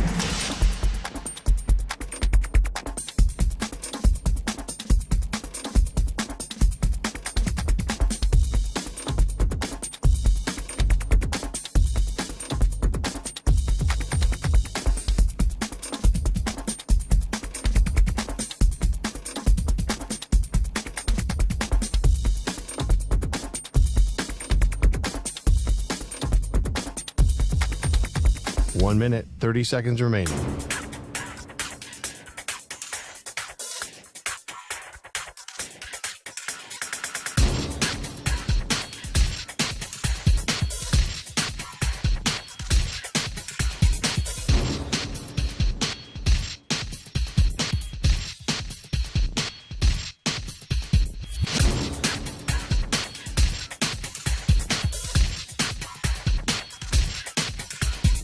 One minute remaining.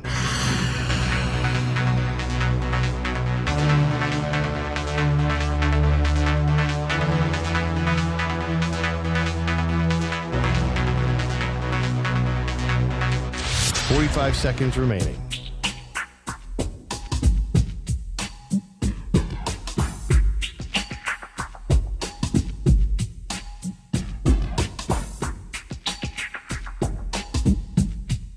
Thirty seconds remaining.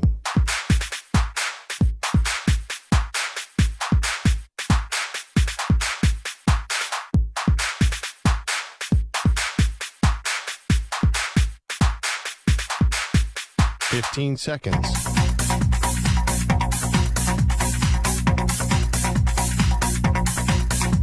Break ends in 5 seconds.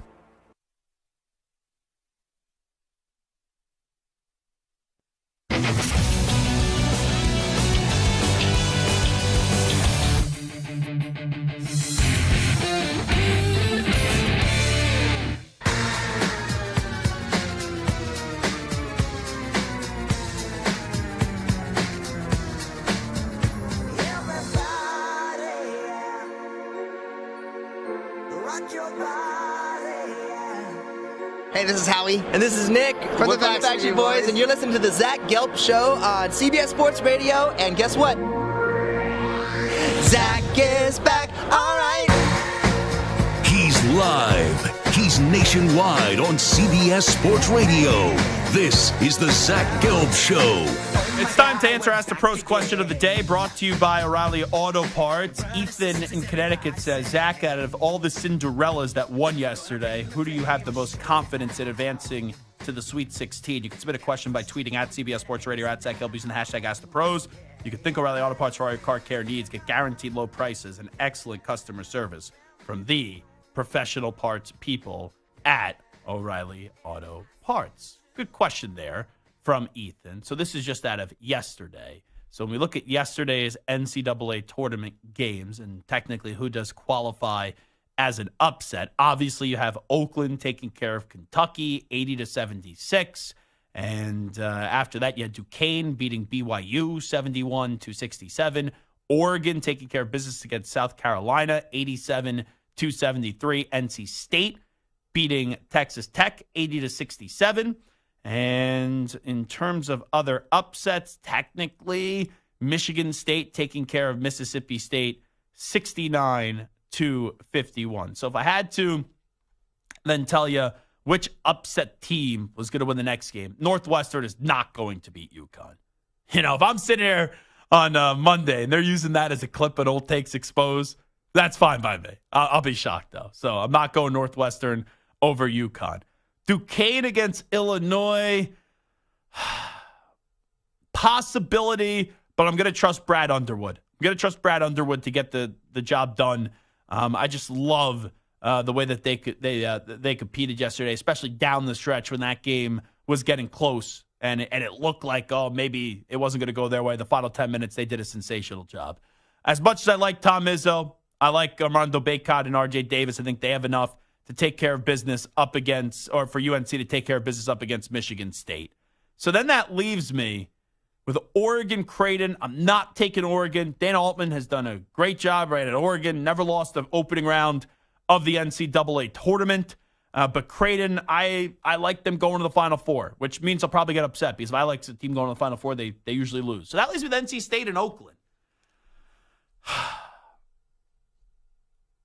I'm going to take NC State here. Now, they're not the underdog against Oakland, but they were. The question was which Cinderella team has the best chance to win. I know that we had both coaches on today from NC State and Oakland. And Oakland is wired in. They're confident. They didn't really celebrate all that much last night. But what NC State has done in the 5 games in 5 days to just get there, and then they just blew the brakes off Texas Tech, I'm going to go with NC State, especially with their big fella down low, to get the job done up against Oakland. I think that's a sloppy kind of game where both these teams are the runs that they've been on, but I'll end up taking NC State. So that's what I'll end up going with. I guess, isn't that the cop-out answer? If you take NC State or Oakland, just because it's an 11-14 matchup. Well, we just talked to Campy. They're not a Cinderella, so they can't be the one. Yeah, they're not a that's Cinderella. a good point. Yeah, they're not a Cinderella. Does that annoy you? Yeah, so therefore, if NC State wins, that's a huge upset. Wait. I sense that you're annoyed. No, I love that. Okay. No.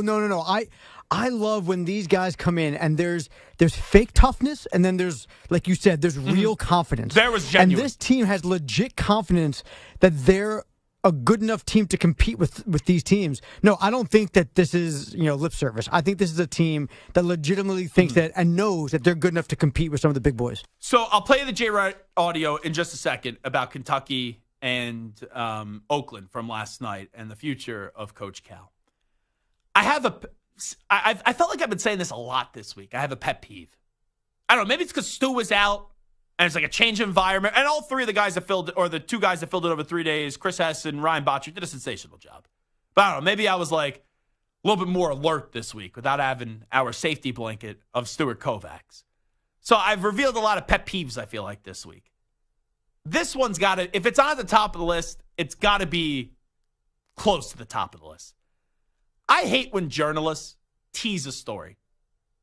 Like, it's not your story, but you're saying you're hearing a big bombshell story coming. It drives me bonkers. Like, I understand that journalists may have heard this story, and therefore you don't want to reveal someone else's work, but don't then just dangle the carrot on a Friday when the LSU women's basketball team currently has 5 minutes and 55 seconds left up against Rice, where LSU's up 57-46 as defending champs. And don't just dangle a carrot out there saying, oh, big bombshell story coming. And it may be a big bombshell story, and maybe it's something we got to react to, maybe it's something serious, or maybe it's nothing. I don't know. I don't know what the story is about. But Pat Forty just tweeted this out. Hearing some buzz about a big Washington Post story in the works on LSU's women's head coach, Kim Mulkey, potentially next week. Wagons being circled, etc. That drives me crazy. Because now you basically have lowered the bait, and you're just waiting for the Washington Post to then be the shark that takes the bait and actually give us the substance of this. And Pat Forty, he doesn't work at the Washington Post, senior writer at Sports Illustrated. So that's all in his bio. Didn't Sports Illustrated just fold, though? But I guess they're still putting out content, so I don't know if he still actively writes for them or not. But he's not writing at the Washington Post unless there's something else. Santer, this drives me bonkers. It really does. Like, it may be a serious story. I'm not ignoring the fact. But let the Washington Post be the people that put this out there, and don't just kind of be a gossiping person at the popular kids table in the high school cafeteria. You're like, oh, I'm hearing something about this lady, or I'm hearing something about this guy. Oh, big story coming. Don't just kind of tease us here. That annoys me. And it's not just about teasing. Listen, I like Pat Forty. But if it's that serious, let's say if it's that serious, yeah, then we shouldn't be like teasing and just throwing this thing out there. But we don't know if it's serious. It could be a story about some great work that she did or a contract situation. It could be something very serious, and it could be a terrible thing that happened. We don't know. Mm-hmm. So the way he phrased it, I'm hearing some buzz. First of all, that's third party, if that's a third party potential. Knows. He knows. Sure. But I'm hearing some buzz about a story in the works and the wagons are being circled. There's a lot of ifs, ands, or buts in that sentence. Let's not be naive here. And what I'm saying is Kim Mulkey is not popular. She's not. Yeah. And a lot of people in the media do not like Kim Mulkey. Right or wrong, politics or not, whatever. When Pat Forty puts out there, hearing some buzz about a big Washington Post story in the works on LSU women's coach Kim Mulkey. I hope it's nothing with health or anything like that, obviously. But it's got to be something scandalous, I would think. Has to be something scandalous. Right. Knowing Pat, I'm assuming that, I don't know Pat. I know Pat from, doing shows. I don't know him personally, but I've had him in studios. I've had him on many shows.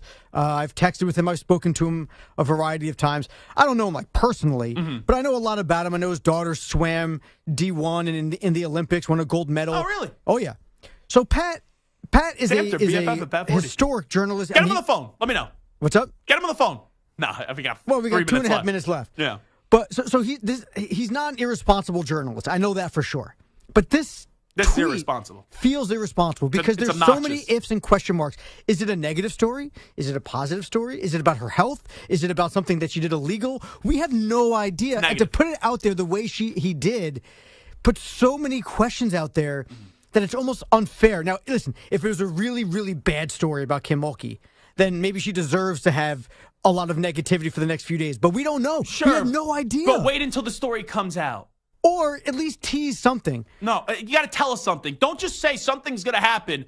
Tell me what's going to happen. Or give a teaser of a really negative bombshell report about Kim Mulkey that's going to maybe cost her job. Something that we know something is coming down the line that's going to be negative. I'm good with Pat Forty. Let me play Jay Wright before we get on out of here. This is Jay Wright on CBS last night saying Cal needs to change at Kentucky. The era of taking these young freshmen and trying to play against older players is over. I think he did a phenomenal job with these guys all year, getting them to be as successful as they were. You can see they're playing against grown men. The guys on Kentucky will be far better pros than any of these guys on Oakland or any of these guys in the tournament, but they're not as good college basketball players. At this point in their career, they're not as disciplined yet as the guys from Oakland. And it's not Cal's fault. It's they're 18 years old, and they're in this era where everyone's telling them how great they are. Just show up in college and you're going to win. It doesn't happen that way. And the more the guys stay in college because of NIL, it's going to be tougher for young teams like this to be successful. That's the nicest way that you'll hear a coach of Jay Wright's stature kind of say to Cal, hey, you got to change things. It is his fault because this is his system by design. This is how he operates things. Seth Greenberg was also on First Take today, said about Cal, and he's friendly with Cal. He's been behind the curve. Swaggy Cal needs to go. Old school Cal needs to come back. With old school Cal, you defended, you rebounded, you were physical, you were tough. That's John Calipari in his early Kentucky years. So a lot of confidence of John Calipari having some criticism of him today. We'll see if anything changes. I don't think it will, and therefore that's why I think you need to dismiss John Calipari, who still could be a very good coach, but just to bring in a new era to Kentucky basketball. Early in the show, Joe Klatt said the Dolphins should potentially draft Michael Penix Jr. to set up a replacement for Tua.